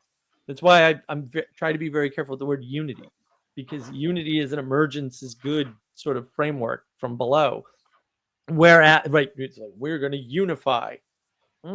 Maybe, but it matters what you unify towards. Otherwise, you have a cult, technically, right? Like you want to be a whole universal church member. That's what you want to be, right? And we can fight over whether the Orthos, the Catholics, or somebody else has claim to universal church, because the true Reformed, not the PVK style, not really Reformed, the actual hardcore guys. Who go hard on the paint, like my friend Bruce. Those guys would also claim universal Catholic churchness, just as the Orthodox do. And of course, the Catholics want it. So that's kind of the problem, is that when you don't have that rich way of understanding your participation and your layer of participation, because obviously the people composing the music or even coming up with hymns or anything have a greater level of participation than you do as someone singing them. And there's nothing wrong with that, because we need all the pieces. Like, this is where equality is. Like, we're equal in the world's need for us to become the better world that it should be in the wholeness. Yeah. Right? Like, you can't do without the cripple that needs your help. You need that, right? You can't, to some extent, you can't do without the monster. You can't do without the fringe. You also can't make it the center. Wait. Stop. Did you just say we can't do without the French? Because as a European, I certainly could do without the French. The margin. How's that? The margin. Is that better? Okay. Yeah, I thought you meant like FRENCH. No. Okay, good. No, the margin, right? The left over. Right, the stuff that's supposed to be included, but set in its place. And the equality doctrine, this idea of equality, is what's taking us out. Basically, it's like, well, Elon Musk can have billions of dollars, so I should be able to have billions of dollars. No, that's not true, right? Or that's not how things work. Yeah. Yeah, you know how to play guitar, so I should know how to play guitar. No, I should only know how to play bass, apparently. So it's fine. Exactly. Right. Go on. Well, and you need the basis. Like, it's not a bad thing, right? It's like, know your place, and we're really struggling with the know your place part of the equation lately, and I think that's why. So the way you laid out your album and the way you're describing it is very much like, this goes in this place for this reason, right? And you sort of ended with this: I didn't put this in place. The place was already there when I arrived. Which is like, that to me indicates the emanating wholeness and your alignment with it, right? Which is not a unity. It's not a unity. It looks like a unity from down below, but the fact that his voice does that at that point and it just matched, that's something greater. It's outside of you. You didn't do that. No, I didn't. I literally didn't. Which is, I mean, also, so one thing is like to say I had nothing to do with this, but then you kind of also fall into the trap of being like, yeah, but at my place, this thing happened. And so you can have to be careful about that too, or at least I have to be careful about that too. But it's still something that happens. And I think that I might be overstepping here a bit, but Jonathan at one point said that he's always afraid of like the woo moments happening.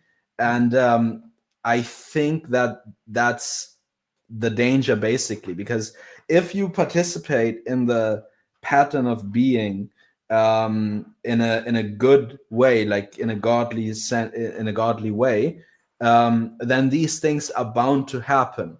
And that's not due to you, that's due to a God, ultimately. And so it's not an achievement, let's say, on your end.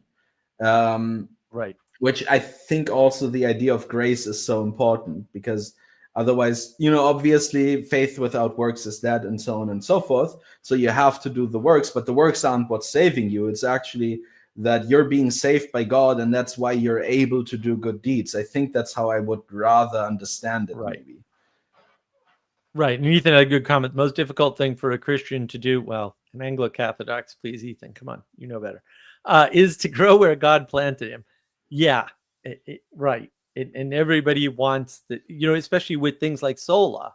Right? It looks, if you say sola, sola, sola, sola, sola, it looks like you have direct access to do whatever you want and go wherever you want, because that is the implication, and there is no other possible implication, by the way. No other possible implication, and it's a big problem, right? It's not understanding and appreciating not only your role but the role of other people and what they bring to the table. I mean, that's the head of the house not appreciating the servants. That's sola. That's what that is. It's the same problem. Like, the problem you think it solves is actually the problem that it creates. You've got it backwards.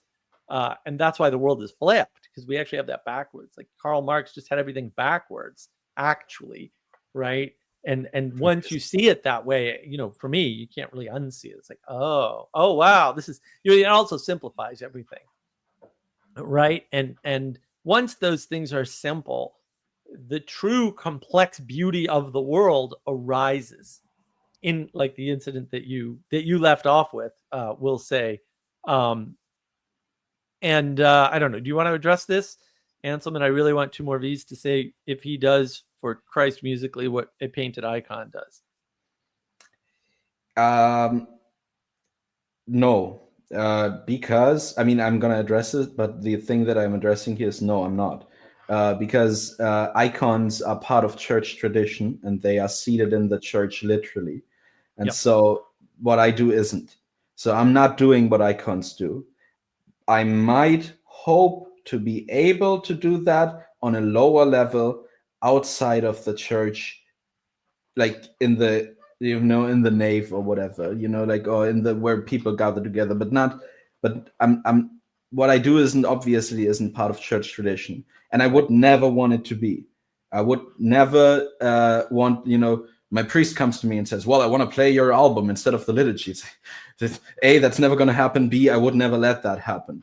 Right. So no, I don't, but I might be able to do it a little bit in a lower way that then can point to actual church traditions, that can point to actual icons. That's what I would hope to do.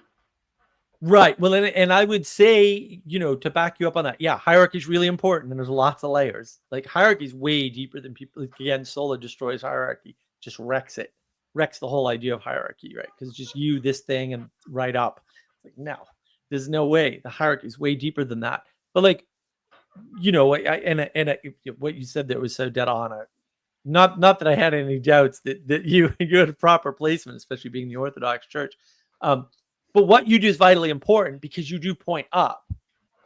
And that's actually, like, Sally and I have had this conversation on and off for the past 5 years, right? About what's proper art, and can it be proper art if it doesn't orient up? And, it's super important. But, like, we need you at this layer to do what you're doing, sir. So thank you very much for that, because we need that. Like, we need that culturally. We need that personally. We need that, like, generally. We'll say we need that as unique persons, because persons are unique by definition, even though some people seem to need that extra word in there, even though it's implied. In order to get to a unity that matches the whole, or a wholeness, under one single universal Catholic Church, right? We need the pointing. And we can nitpick over, again, whether or not the Universal Catholic Church is Orthodox, Catholic, or some form of Reformed, hardcore Reformed. But, like, we still need the pointing to the fact that that's even important, or even possible, because one of the things you can say about pop music is it's flat. It flattens the world, either down to, as we said earlier, the individual layer, which doesn't exist, but people try. Right? People are trying to be individuals, right? Or just flattens the story, if you want to think about it in terms of story, because a lot of pop music is just a story, poorly told, usually kind of boring story. in many cases. It's not connected to the world. It's one person talking about their experience. And that is not connecting to other persons around them. Typically, it's about the opposite. It's about how they left a friend group, or their friend group dissed them, or they left a lover, or whatever, or they want to have this personal experience for themselves, right? They don't talk about how it would be great for both of us, right? Or more importantly, they don't talk about how does this help us get along with all the other people at all the other places in the world in the hierarchy? Like how does this help me to understand my relationship to Elon Musk, who makes electric cars and Twitter, right, or X as he calls it now, right? And those are the things we need to know. Those are the issues, the hierarchical issues, are ones that we'll say the religious structures deal with. And when they can't do that, and I would say that's all Protestant denominations, I'm not including Reformed, I'm setting them aside, and Anglo-Catholic is obviously doesn't have this problem, which is why I don't like the use of the term Christianity very much. When you don't have that, you have a mess. And that's what people are saying is a culture war, because they only understand things politically. And when that failed, they use the word culture. And I'm like, you're not even describing culture. You don't even have a good definition. And I think that's it. Yeah, it's not people trying to connect over disconnection. Exactly.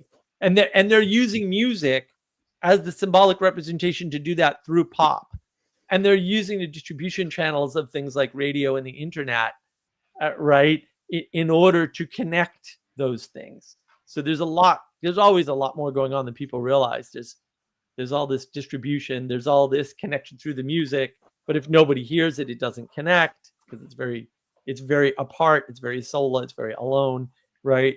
And then it's talking, right, in the smaller frame, it's talking about the disconnection, right? And then the way they're resolving the disconnection is through the music, right, which is their symbolic representation of the unity that they want to have. Mm-hmm.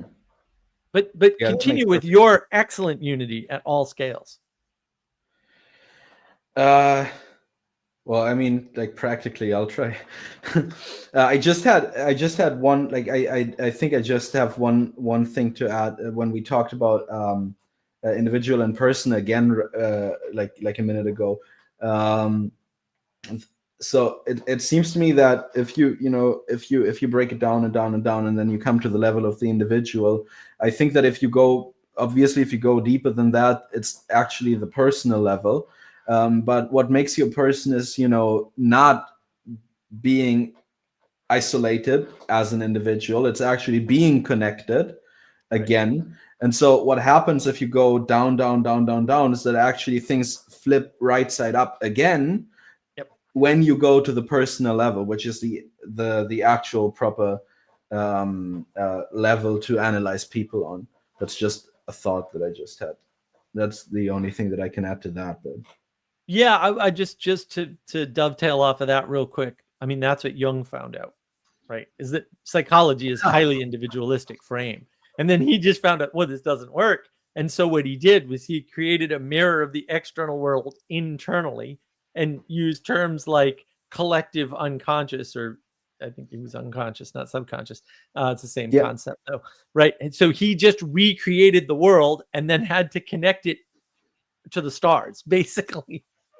Right. And so, he went wrong somewhere. The question is, where did he go wrong? This is why I don't read his stuff, because I'm like, I don't know where he went wrong. I know he went wrong. That's easy to see.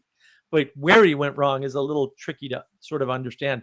That's why I actually don't like, I'm a Jungian. And I'm like, I don't think you really understood what happened with Jung, because it's kind of funny if you think of it in terms that you just put it, where you go in, you're talking about your internal state, and then you're just like, you have to reconnect on the outside.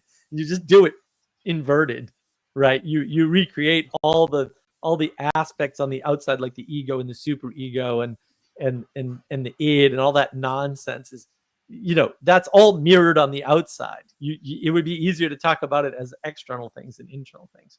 And yeah, the idea that things come from within you is ridiculous, right? Like because the inside and the outside, I have no better way to say this right now. I'm not actually happy with it, but the inside and the outside are actually the same to some degree. Maybe it's better understandable with the idea of the macrocosm and microcosm and all that type of stuff. Right. But it's what is outside is inside of you, and what's inside of you is outside of you. Ultimately, I'm not talking in psychedelic terms here. I think that's actually a proper way to a proper attempt to phrase it. That's more like it. Right. And another way to say that is that you're made in the image of the creator. Like, that's just easy. Yeah. Which is, you can't get more outside, in a sense, than God. Right. Also, and so not more inside, though.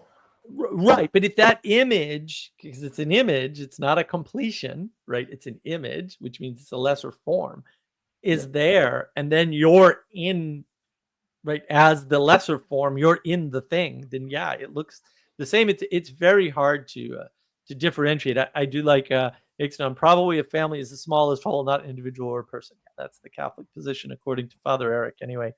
And so an individual is a unique person. Okay, all persons are unique. That uniqueness is built into the personhood. I don't know why we have to keep going over this. The one word works. The other word actually cannot ever work. And that's well, I like what Sally says here too, right? The container of your ideas is pretty permeable. Right. You're not. What's you don't. That word? It means it can be breached, right? It's got holes in it, right? Okay. So it's not this solid thing that, right? And that's and mine. I mean the idea of container for everyone, right? Exactly. Yeah, that idea that we're like, we are a boundary between our inside and our outside, and when we don't know where that ends and other things begin, it becomes a problem. And then we're searching for authenticity all of a sudden, and I'm like, I don't even understand what that means. Like, everybody says that, and I'm like, I can't. You're not making any sense to me. I can't. I don't know what you're talking about. Right. Well, because they want to be one solid thing that is conformed to or something. And I'm like, that's not how it works. You're alive, and entropy is real, and everything's changing. So the question is, what principles do you follow? And how is that consistent, not only through time, but with the hierarchy that you're embedded in? Because that's what allows you to, if it's possible for you to change or move up the hierarchy. Right. And in religious circles, that's something like getting closer to God or something, right? Or because there's actually no thing as like being independent. Like the thing that people are so interested in nowadays. Like, well, I'm spiritual, not religious. So I'm religious, but I don't go to church because I don't like the structured thing. Like, I want to be independent of this group of people, and so on and so forth. This is absolutely ridiculous. I mean, maybe you can to some degree be independent of some aspect of it, but also not really, because everything is kind of an interplay with everything. And so it's just the whole, it's not just that there's like a thing wrong with it. It's like the whole approach from the start is absolutely wrong, and it should be entirely discarded, and you have to look at it from an entirely different point of view. Like, there's no use in looking at it, except for the people who identify with it and then need to understand that it's wrong. Then you have to look at the wrong idea, obviously. But other than that, there's no use in it. Right. And that's sort of the danger of the middle out thinking. When you don't start at the beginning, then you run into all kinds of problems that aren't apparent immediately, but become apparent over time. And maybe you notice them too late to do anything about them. Right. Because the proper thing to do is to scrap the whole thing, to your point, and start at the beginning. And that's a point that's been made over and over again by people who are much maligned because they're wrong about other things. But everyone's right about something. So you should know what they're right about and what they're wrong about.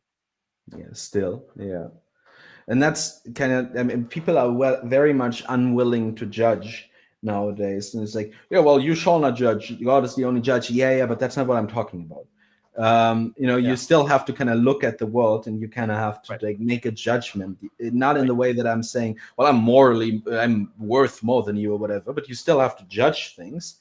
And so people want to be like, well, everyone's entitled to their own opinion. And yeah, I mean, in a sense, obviously everyone is, because we got free will. So you can ultimately do whatever you want, but you're going to have to bear the consequences of it as well. And so yeah, it always kind of frustrates me. I'm not gonna lie. Yeah, it's frustrating in the same way for me as well. Yeah. If you don't mind, RJ proposed something at 9:59. He did. Why isn't this showing? Whoops. No, there it is. Yeah. I submit the idea of a listening event for the album, by the way. I like that idea, RJ. We could certainly do that on my Discord server, or we could do it as like a live stream or something. So I'm open to that concept if people are interested. Comment on this video, and we'll see. Is that something you're interested in? Like, yeah, that's why I made you highlight it. with the man himself. That would be fun. Yeah, that would be actually great. It's always fun for me to listen to my music. So it would be like, it's an hour and a half, right? You said? Is that how long? An hour and 12. Yeah, it's like 72 minutes, so it's doable. So we'd have to set aside 72 minutes, maybe with a break in the middle, and try to set that up. Okay. Well, yeah, we can certainly look into doing that. We can coordinate it on the Mark of Wisdom Discord server and figure out when we're gonna do it and how that's gonna work time zone wise, because you're way over there in crazy land. And I'm good on Thursdays in general because I don't have to work on Fridays. Yeah, and I'm good on Fridays as well, just like everybody else. That makes sense. Yeah. Okay. Well, yeah, we can certainly look into that. That sounds fun. Very cool. Okay, so I'll recap the last 3 songs of the album. After the one with the cool flip, synchronicity moment happening, we have Jonathan talking about the quote that I think gave like 2 or 3 times already: heaven is up, earth is down, the sun comes up in the east, and so on and so forth, and explaining then the mechanisms that science adopts in order to do what it does, which come from give me a second. Yeah, it actually is Answer Man. Which science adopts to do what it does, which it gets from Genesis. Again, science being submitted to religion necessarily, and speaking also about how God doesn't create, he doesn't form with his own hands every single thing that then is now in the world. It's more that he gave things the possibility of multiplying, but then the seed out of which things then can grow and multiply.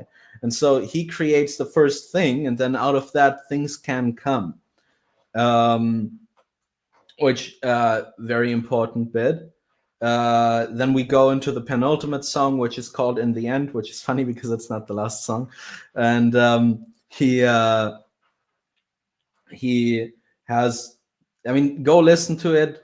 But there's one moment that I thought was also very, very funny, because it goes on about, what the heavenly Jerusalem does is the same thing that the basketball team does.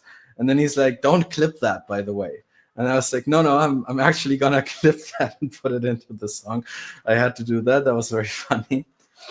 And then it's the last song, which is also giving the title for the album. The future is Symbolic, where he recaps a lot of stuff, and he also speaks about how ultimate, like the working title for it wasn't The Future is Symbolic. The working title was The Gods Are Back, because that's what he speaks about. Like the gods as the passions in us come back, as all that, but then also the gods are back in the sense of you have literal demon AIs right now affecting the worlds of people and like forming society to some degree, because we're all interacting with AI in one way or another, and we're formed by the algorithms when we doom scroll on Instagram or whatever, and I'm as guilty of that as anybody else, and all these types of things. And there's that's just the culmination of the whole album for that. And I think 2 or 3 other songs, like 3 other songs, I also got to record actual like melodic backing vocals, so I have a few real sung hooks on the album, which was a game changer for me. I was very happy about that. There's a lot of stuff that rhymes just by the way that Jonathan talked about it.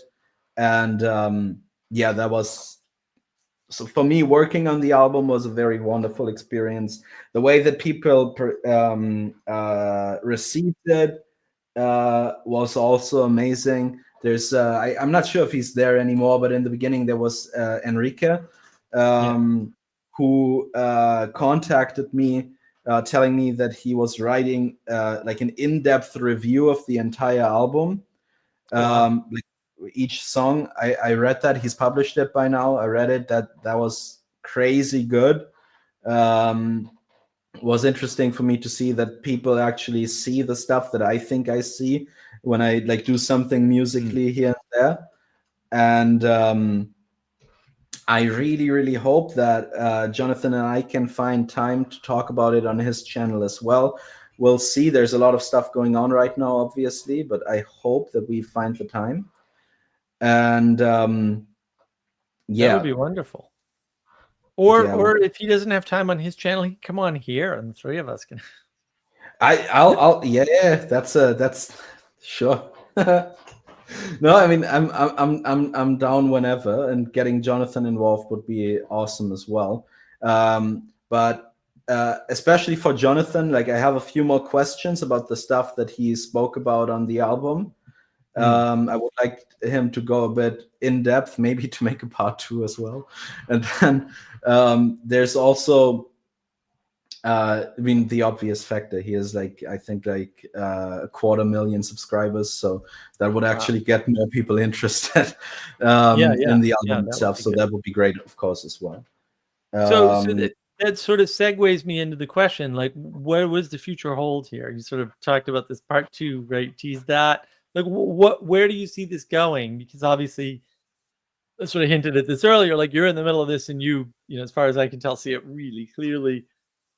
You're really able to capture the moment, you know, and in the context, and bring that together musically. So where do you see us, we'll say, post your album, and where are you going next?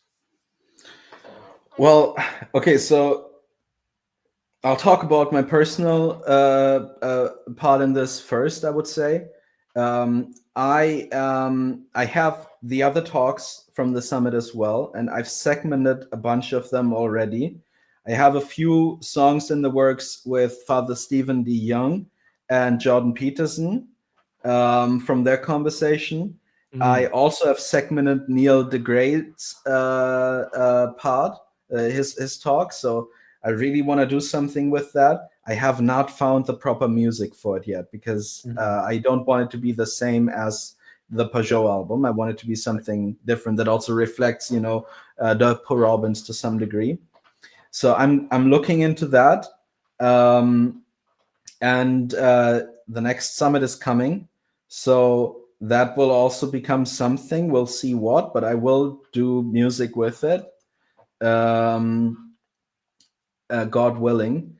But what I'm focusing on a bit more right now is film music, because I have a friend who has a production, like a film production company, a small one, film production company, and they're trying to set something up right now that I'm not going to speak more about. But they released the first short film, which was something like a meditation on St. John Chrysostom's Paschal homily. And so that was the first time ever that I made film music, and they have more of those short films in the works, and I'm gonna be participating in that musically as well, which I've been producing for about a decade now. And this year, for the first time, I actually paid for the DAW that I'm using, because I needed to, have a program that can integrate videos so that I can actually write the music to the film. That was a big moment for me personally, because I always felt like a leech before that. And so that's what I'm personally gonna do. And then, as for the symbolic world and everything that's around it, I mean, we all know that they're publishing these fairy tales. Right. There's going to be 8 of them. There's 2 out already. God's Dog is being continued. So they're trying to go in one way that route, where they retell the stories in a way that makes the symbolism more explicit, and gives people a chance to not only hear Jonathan talk about it for 2 hours in a podcast, but also see it implemented in actual stories that we talk about, which then sharpens your mind and sharpens your eye, to see it in the structures that you encounter. And then there's if you haven't signed up yet, you should still go for it. There's the Symbolic World Masterclass, the Symbolism Masterclass, which is a crazy experience. There's 5 more lessons to go. So I hope that Jonathan is going to do more of that. Richard Rowland does his stuff. I think JP Massot released a book. So what's happening here is that they're venturing out. I think they're even trying to venture out into movies. So they're venturing out into the entertainment culture in order to facilitate this, the reclaiming of the cosmic image, which was the motto of the first summit. And they're continuing in that. And I think that actually think that they're succeeding, God willing. So that would, I mean, I don't want to sound like a teenager who discovered politics for the first time, but that would definitely change things if that went on properly. And if it doesn't change things globally, it certainly changes the lives of, I almost said individuals, of individual persons. And I think that's good enough. That's maybe invaluable even. It's all you can do, and it's all you have to do. Like, everybody wants to start at the top scale. It's like, but you're not above that. You can't impose yourself on it. Right. And then Sally Jo says, that's wonderful news about the film work. Congratulations. I can't entirely share her enthusiasm, because you haven't mentioned any wisdom waves from my work. So now I'm just put out. I'm totally verklempt. I still gotta. Yeah, no, you're right. I still have to. It's just that I gotta have some good stuff. Come on. I'm certain that you do. I just have to sieve through all of it. So what would make it easier is if you know what you think is very, very good, and then maybe keep in mind that I also have to agree with it. So maybe don't use a bit where you tell me why the Catholics are actually right and not the Orthodox. But I don't talk about that. So, yeah. So I'm very, very much open. Otherwise, at some point I'm gonna find the time to look through stuff, but it would very much, speed it up. We're working on the Clips channel. I got to get that. I got to get the Clips channel project restarted here. Actually, things keep happening. So people keep getting busy. I'm like, okay, well, I'll make you a rapper if you keep going with that. So maybe not a bassist, but you can be a rapper then. So I did it to Jordan. I did it to Jonathan. So I think I can do it to you as well. Let's go with that. Yeah, no, that's great. It sounds, I mean, I agree. I mean, I'm very much, on the person level. I've got, actually, my book is done. So my book on navigating wisdom community is done, and that's coming out at the end of next month. And that's that's again like how to build a community in your around you, basically. It's not specific to not being online, for example. But I think that when we address the role of the person in the hierarchy, so building a community would be building a hierarchy, roughly speaking. That's where the scaling is. Like everybody talks about, how do you scale this, and how do you, and I'm like, you guys are idiots. Like this isn't that hard. Like we built the world. You can do the same thing that we did to build the world, and you actually know enough about the history to know that how we built the world, we'll say. Like you actually know that. So and it one person at a time, right? That's basically the answer. And so to your earlier point, like, yeah, if you can get one person to understand the significance of a fairy tale, that that would work, right? And let's see. So Ixnon, Mark's first responsibility live stream monologue is very good. Well, we're working on getting all the monologues as separate recorded videos too. And then Sally Joe, we have the Odyssey of Og that will need music. What?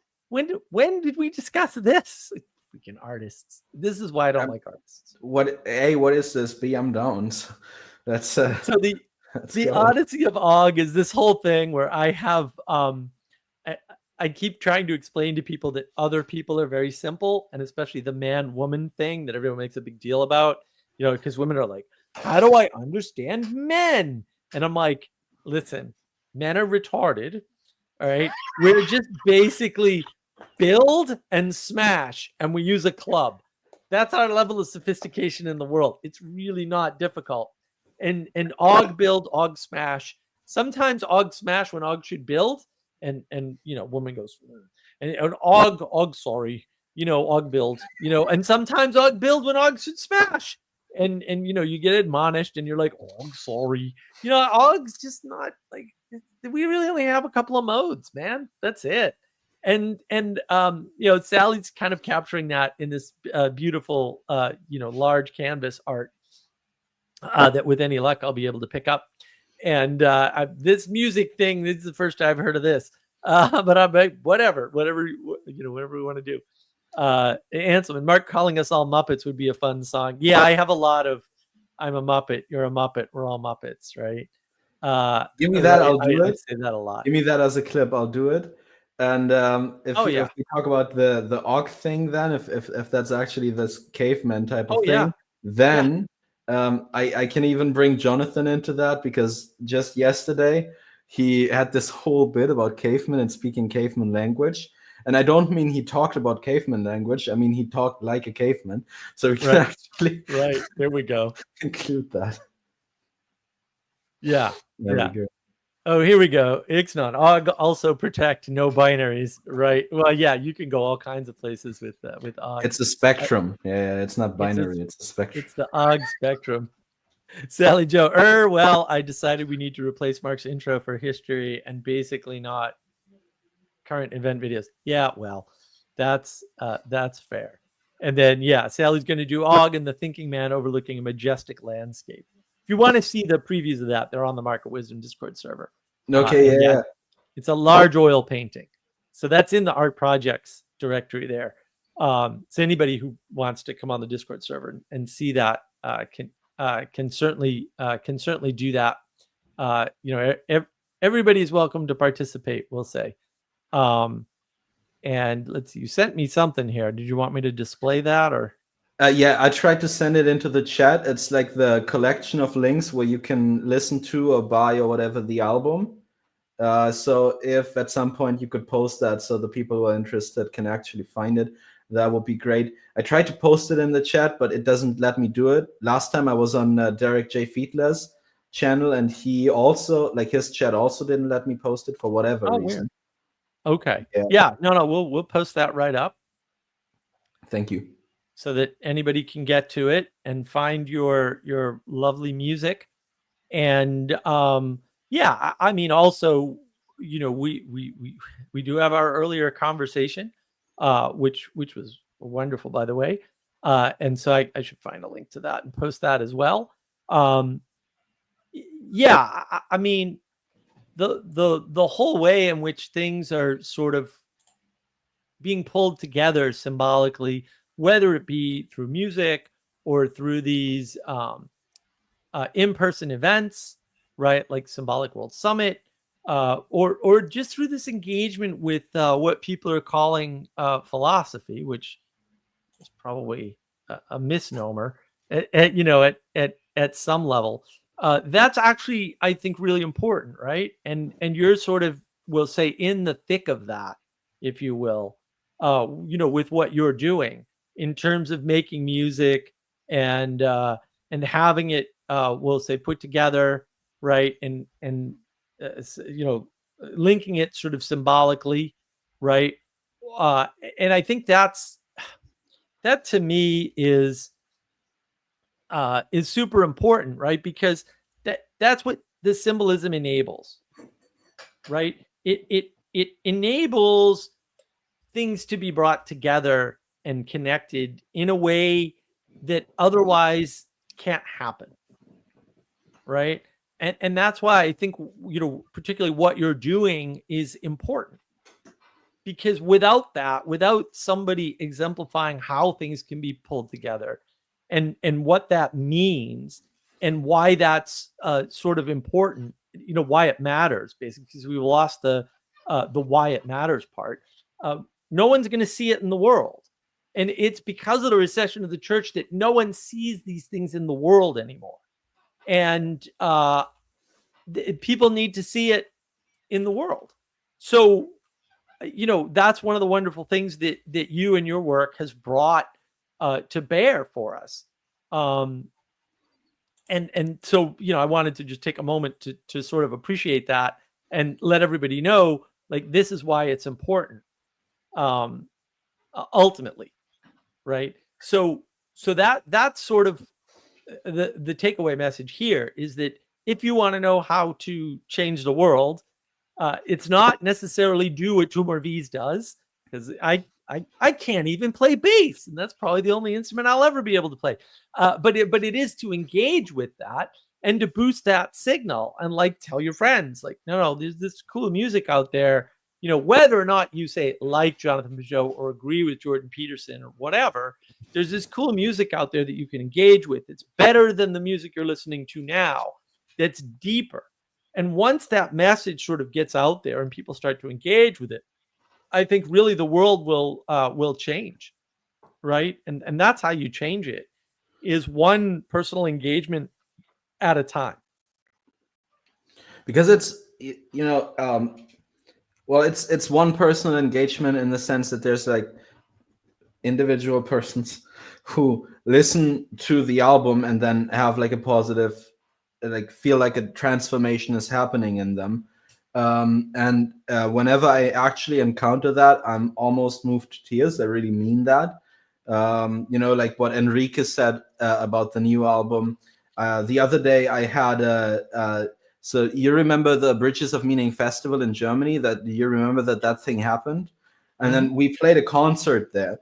And yesterday I talked to one of the guys whom I met at that concert, who told me that concert and the conversation that we had afterwards, but especially the concert, was what, like, that thing was what made him go back to church, like start to take church seriously. Which Wow. Never would I have thought that something like that happens. So it's like, it's definitely happening, like, on that level. But then we talked about that earlier also, that there's people who need something like that.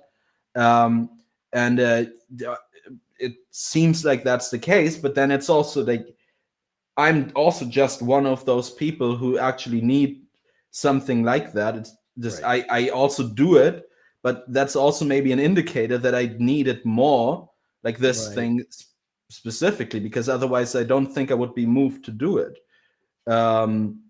So Right. that is, yeah, it's like you're kind of like, even as the one doing the thing, like, you writing about the things that move you, let's say, or maybe even Jonathan talking about them or whatever. It's like, right. There's a reason that these things speak to us, like call for us so strongly, because there is something in us that needs it. I think. Yeah. No, I agree. I think this is why I talk about the recession of the church, and like, people seem, because we're all scientific and we're constantly dissecting, which is also killing the world with science, we don't sort of understand, like, no, there was a creation, right? And who are you to dissect it or critique it, in fact, which is a healthier way to think about the world. But because we're looking at the world from below and we're not submitting to the view from the beginning, from the creation, we run into these problems. And the recession of the church means that all of these things that aren't optional, like religion, people are saying like religions are popping up all over the place, right? BLM is a religion because they, ended up washing feet and, holding court, and in the same, like, it looks like a mass. It's really funny, right? They even had, something sacrificial happening. Yeah. What brought them together. It's all right. It's all there. It's all there. Right. And so there's other things too. Like you have the rise of the so-called fourth estate. I think that's related to the recession of the church too. And then its fall. And then into that is coming things like YouTube channels, which obviously I'm part of, right? Because I think that's actually important. Like something will fill that gap. And if good people don't try to fill any of it, it'll be nothing but bad. And a lot of people don't like that, right? They don't like the fallen world theory, fallen world and fallen person theory. They don't realize that, but the world's imperfect. Like, hello, like it's always been imperfect. Like, why do you think it's not going to be imperfect? The struggle for us is to revivify and make it better than it would have been if we hadn't done what we did that was good. And when we don't have that, you're running into all kinds of problems. And I think that that interaction is important, that understanding of recession, of things that aren't optional, things that we need, things that were in the creation but we've lost. With the church, it's the infrastructure and the tools from the distributed cognition from the past to deal with the things that we're dealing with, right? And there are indications of this everywhere. Early on, Tim Pool during COVID, just before and during COVID, used to tell stories about when he was, down with Occupy Wall Street and the anarchists, because he was very much an anarchist. And like these people, like a problem would happen as a result of the anarchy. And then these people would try to describe to him how to fix it. And they just reinvent capitalism. And he's like, dude, you just reinvented money, or you just reinvented, the police, or you just reinvented government, or right? It's all these things you're rejecting. You're reinventing them to solve all the problems that happen when you don't have them. And then the reason why you don't have them is because you're upset that they're not perfect. And it's like, yeah, but the world's better with the imperfect thing than without it, right? Which just creates more chaos. And music in particular, at least this is my thesis. I'm not gonna make a claim here. I'm just gonna say this is my thesis. Music in particular draws people together, and when it's used to draw people either into the entertainment space, which is relaxation, or draw them up to the higher thing, that's when it's at its best. Yeah, I agree. Fully agree. All right, are we complete? Did you want to do like any sort of other closing statements about the album, about your future, about really anything? I think I put it all in already. If you don't mind, I sent another link in the private chat. That's the link to the short film. If people would click on that and do a like and subscribe and so on, would very much help us, not only like in an algorithm way, but there's a reason behind why as much traction as is possible would be very, very good. I don't want to speak on it yet much, but would be great. Yeah. All right. Yeah, we'll throw that in there. I'll probably edit the description, at least on navigating patterns, and throw those links in there as well. And I'm really happy that you've engaged with the team here and that you're willing to come on my tiny channel and talk to me about these things. Come on, And your channel is bigger than mine. What are you talking about? well, it's You're still doing me a tiny. favor here. It's still tiny. Yeah, and I'm if I can help you get reach or whatever, that's fantastic. That is part of the goal, right? And more importantly, just for me, like that to me is a side effect, right? I enjoy these types of conversations, and I enjoy discussing this sort of thing with you in particular because you're a real artist who does real art, right? I mean, this is the only reason I can try to talk to Sally, even though, especially 2 years ago, talking to Sally was just really hard, right? Like artists don't language well in general, but I really appreciate being able to dive into this stuff with you because I have an intuitive sense of music, but talking about music is always like literally impossible for me. I was remembering this recently. When I first tried to play the drums, a buddy of mine, as I lived in Somerville, Massachusetts, was the highest per capita artists and musicians in the world. Um, and so I had a lot of musical friends. And this guy had a drum set. He was doing guitar. My other buddy was doing bass and whatever. And he's like, just play the drums. And I'm like, okay, that sounds easy. Og play drums, right? No problem, right? And I couldn't do it. And the reason I didn't find this out till years later, the reason why I Because couldn't you do should it, be a bassist. well, but there was something more fundamental going on, right? I was trying to play drum notes that don't get played, but are implied by the music, right? But my brain's all flat world when it, back then, especially, but when it came to music. So I thought you needed to beat that out on the drum. I didn't realize at all, like I had no conception in my head that it was an implied noise. It wasn't a noise that was made. It was a noise that my brain made, that everybody's brain makes, really, right? As the result of the music. And he was yelling and screaming at me like, who the hell can't play drums? And what the hell is wrong with you? And why this is the easiest instrument to play? And on and on. And he was really mad at me. And I'm like, I'm just trying to do the thing that I hear. And I couldn't do it. And because I was a bassist, right? Who knew? So he didn't know. He couldn't tell. He's a really good musician too, or a relatively good musician. His brain was probably burnt out on drugs by age 23 back then, but that happens. But yeah, I mean, I do appreciate it. So thank you very much for your time and for coming on and having. I mean, some of the stuff we talk about is fraught with danger to some extent, right? So I appreciate your willingness to even discuss that alongside me, where one slip might cause all manner of catastrophe. We have to be able to say the things that we have to say badly, or we won't be able to think at all. That's not me. That's a quote, obviously. Well done. Bringing in the Peterson in the end. All right, sir. Well, thank you very much again for your time. I hope everybody enjoyed it. Tell everybody about this video. Let's get some boosts on here, and you guys can reach out to Peugeot and tell him to get 2MorVs on finally, right? And maybe that'll get him to do it. And I'll be happy to tag along on one or more of those videos for sure, because I'd love to pick his brain about even just about this narrow stuff. I mean, I could probably talk to Peugeot for about a month straight, but yeah, this is wonderful. Thank you so much. Listen, everybody, I appreciate your engagement. And I'm going to do my normal Friday live stream tomorrow. I don't think I have the thumbnail yet, but it's about the propositional tyranny. I might subtitle it "The Battle of Two Books."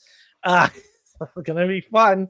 I sort of teased it earlier in this video, so if you didn't see the tease, you can go back and watch, and the Battle of Two Books will make sense in that context. And I appreciate everybody. And listen to music in general, but more specifically to good high music, whether it's classical or better yet, it's 2MorVs wonderful albums, and seek them out, right? Seek out this idea of wisdom waves and understanding the symbolic musical connection of you to the world and the world to you.